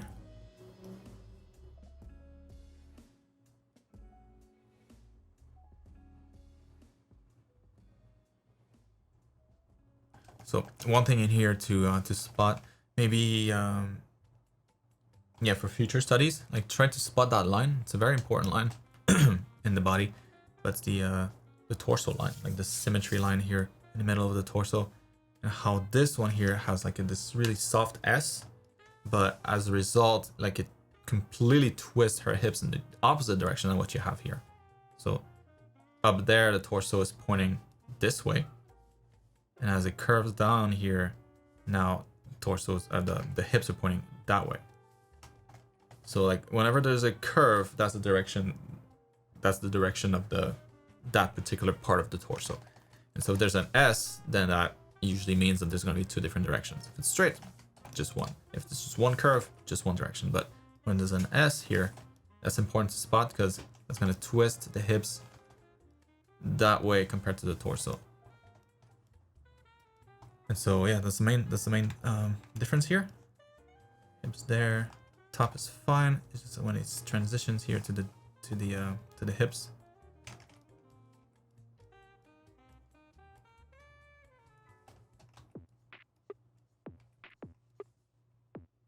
you want the, like if you were to draw the hip bones, you know, you're gonna have one here and another one kind of around there. And so this one's well inside the silhouette. This one's a lot closer to the edge of it. And so probably some adjustment needed here. Overall silhouette, make that stick out more. Push this in.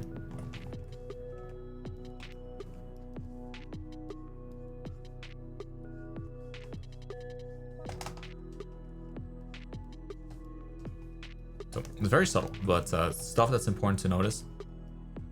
That symmetry line is one of those. Otherwise, pose looks great. You constructed it really well. The same can be said with this one here. Nicely constructed. Maybe like this one line, this one cylinder. Probably a lot flatter than what you have. Like both legs can't be coming towards us unless she's like crouching. So one leg can be coming towards us, but the other one will have to be mostly straight down. For a more stable pose. It's more like a, yeah, like a cylinder seen just from the side without much perspective. And kind of the same idea with this one arm there, that's pretty straight. So cylinder is kind of just flat, you know, it's rectangle instead. That one's fine. That one's good. And here, you know, we can see the difference between the two torsos. Like there's no S there, it's just like one big curve. So everything's gonna be pointing in the same direction. Easier.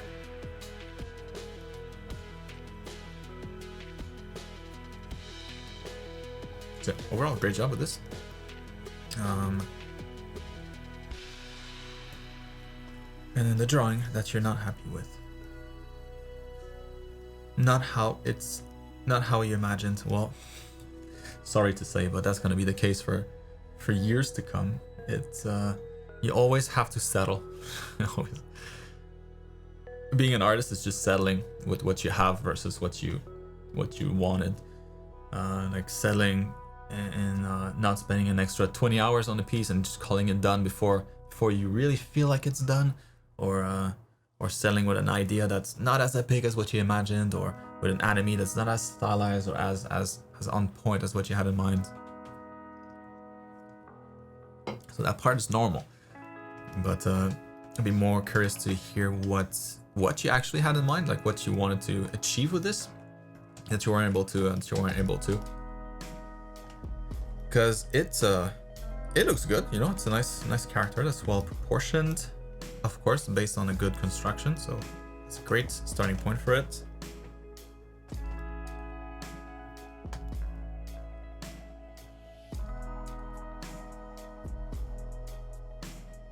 The pose works well for this.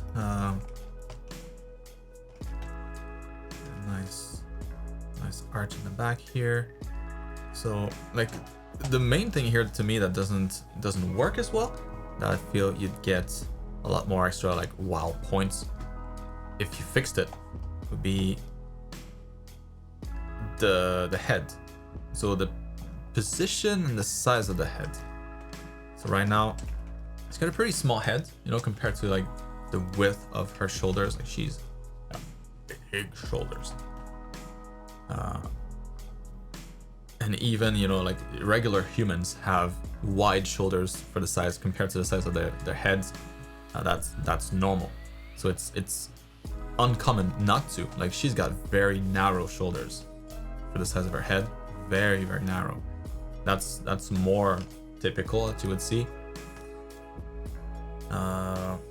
So anyways, with drawings, you know, like the way that I stylize the female characters that I draw, usually by pushing in the shoulders a little closer together to get something that's closer to this, a little more rare, a little more unique, feels more exotic maybe. So shoulders, a little smaller shoulders compared to the hips. Proportion that still exists, but it's more rare. But anyways, all of this to say that she's got regular shoulders, except her head is quite small. Like her face is even smaller than the regular person's face. So already even if it were like realistic and she had a realistic sized head and face, it would already be small, pure small. But in your case, it's even smaller than that, so it kind of compounds the problem. Make just that a little bigger.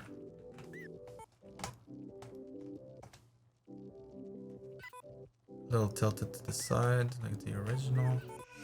A little more neck. You know, the distance between the shoulders and like the mouth, for example. Making sure there's enough distance there.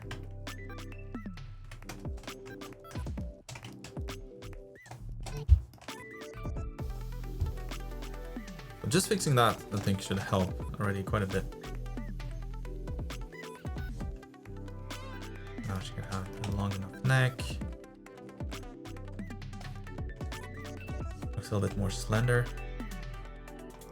Less like stocky.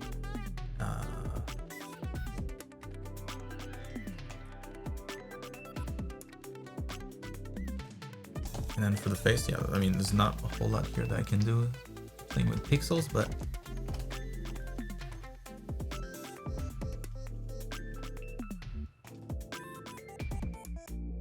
the face looks a little more cartoony than the rest of the anatomy. Like your anatomy is pretty accurate. Your face is definitely a little bit more cartoony, so there might be like a slight disconnect there. So I mean,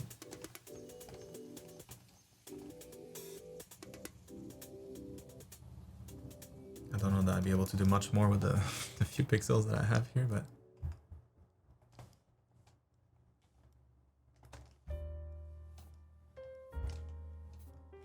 like maybe just slightly smaller eyes, or yeah, slightly smaller eyes to match this a little bit more. Like it looks almost like a dot, you know, from this size. Get a little closer together. But essentially just trying to match the body with the face. So if the body is stylized, then the face can be stylized. If the face is super stylized, the body kind of has to as well. But if the body is super realistic, the face has to tend in that, or to trend in that direction too. So that's the main thing I would change here. I don't know, like already it looks nice. There's just a little proportion tweak in the face. Anyways, I hope that helps. Moving on to Sam. Ooh. Well, that's cool. So today I have the sketch, which I feel like has a lot of potential to turn out great. Approved. I don't have much here which bothers me specifically. Maybe the face, which isn't that appealing in my opinion, and some parts of her clothing. Jackets are left. But maybe you can find something I'm missing out on. On the left, you can see the references I used and a portrait of the same character I did 1 year ago, which I want to surpass with this current work in progress. Really, really bad. This is it. That's your... yeah, that's the reference, yeah. Oh, that's cool. Nice, interesting style. I don't know that... oh, that style works super well with the skin part. Like it looks more like she's packing like two giant boulders instead of something that's actually like soft and, you know, fleshy. But looks cool for the rest though.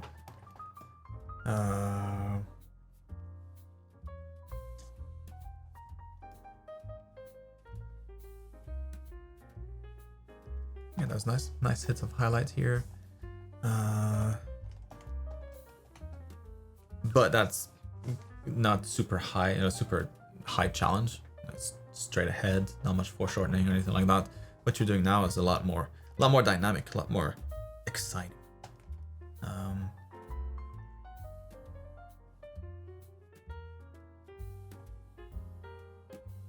All right, so if you notice anything else, all right, cool. So, I like this. That looks really good. That's not the same hand at all, but or is it? Yeah, kind of is. Just rotated it. That was good. That's really good. the...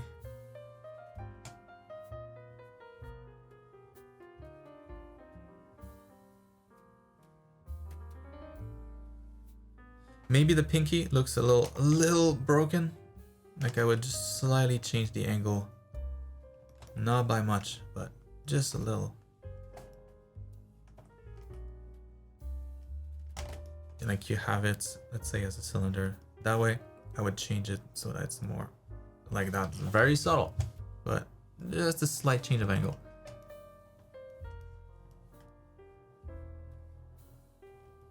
Because all the other ones are facing us a little bit more directly. Yeah, this is very subtle though. It's just I want to mention it because the hand's right in our face, so it's one of the first things that we'll see. Otherwise, maybe a slight perspective issue with the shoulders, but that's about it. Like you're saying, yeah, I would be satisfied with this too. That looks good. So, getting this here, boing boing, but this one's a little closer. In reality, you have more like this kind of angle going on, and so if it hits that line, then the top of the shoulder should be kind of back there for that one. Or you make that one higher to match, which is probably the better option, I'd say.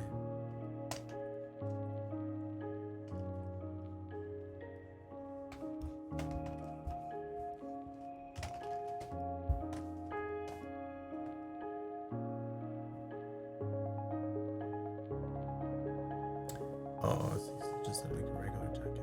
Well, if she's got like shoulder pads in there, you can do whatever you want. But yeah, the shoulders are not lined up properly, so that's the biggest issue.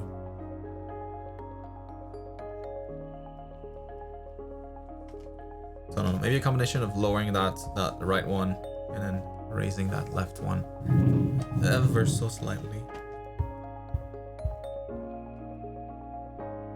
Otherwise, I like where this is going. Very nicely done.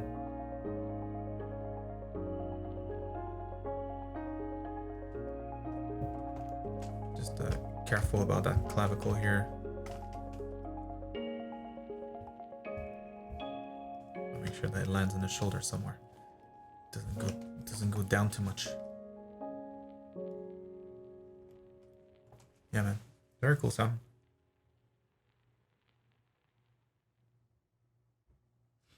That angle is on point. And then there was Ethan. What's up, Ethan? I was gonna submit last week, but as you predicted, my gesture drawings aren't as good as this should be, so I've been trying to focus on them along with some of my cylinder poses without drawing on top of the ref photos. The ones without reference are on the right, and I look forward to you. Like, alright. I did it again. Stop it! There must be a way to lock these panels. There must be. I never did this, but this is ruffling my feathers right now. There we go. Man, those from reference, they look great. Can totally feel the pose here. Very dynamic. Yeah, love this. Very nice. So, the idea now is that when you do these, you start the same way, or approximately. So you don't need to draw like perfect cylinders for everything, but kind of, you know, like if you start with this already, and this is your drawing from imagination, like this is, you're done. You know, with this you only need to add a little bit of an outline here to connect. Connect the different body parts, but essentially you have a finished character, and that's gonna look nice. Gonna look like he's got great proportions. Elbow here.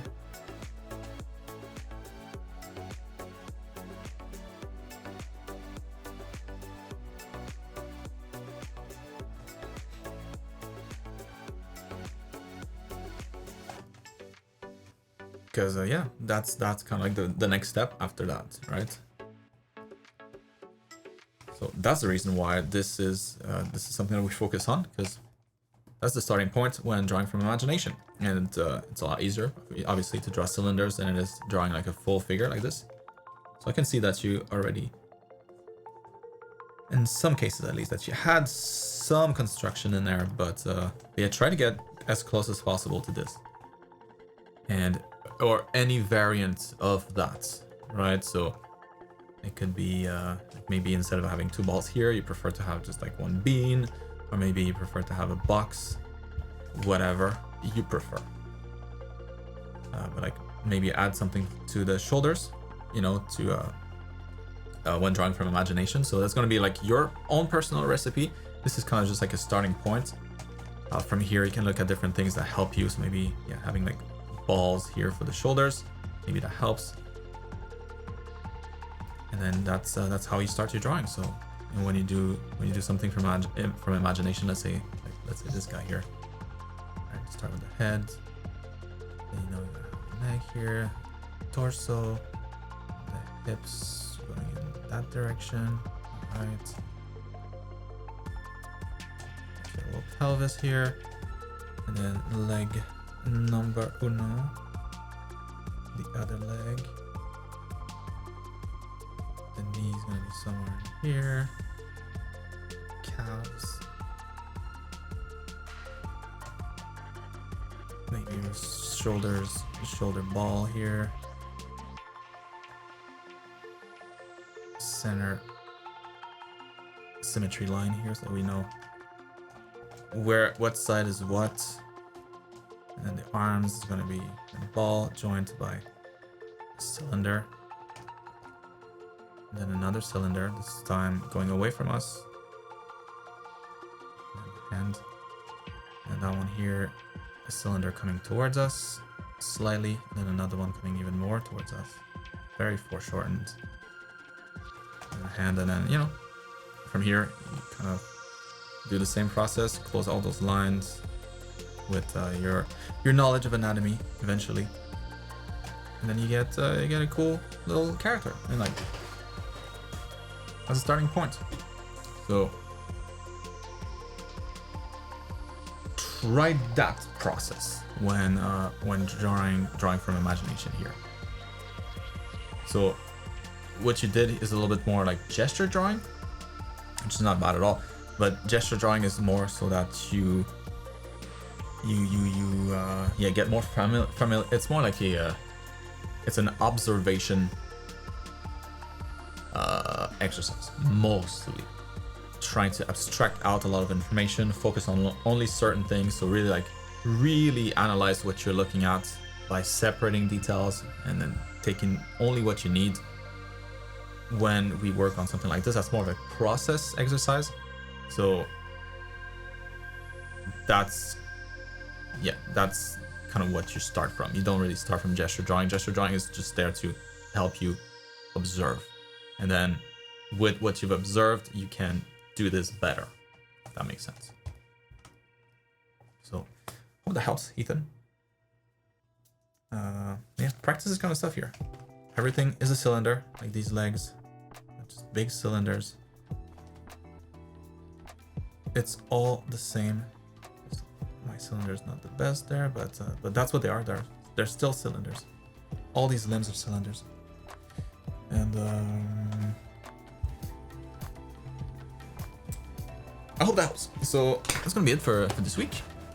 Yeah, hope that you have a good rest of your weekend, a good creative week ahead of you, and that you're back in tippy top shape for next week's stream.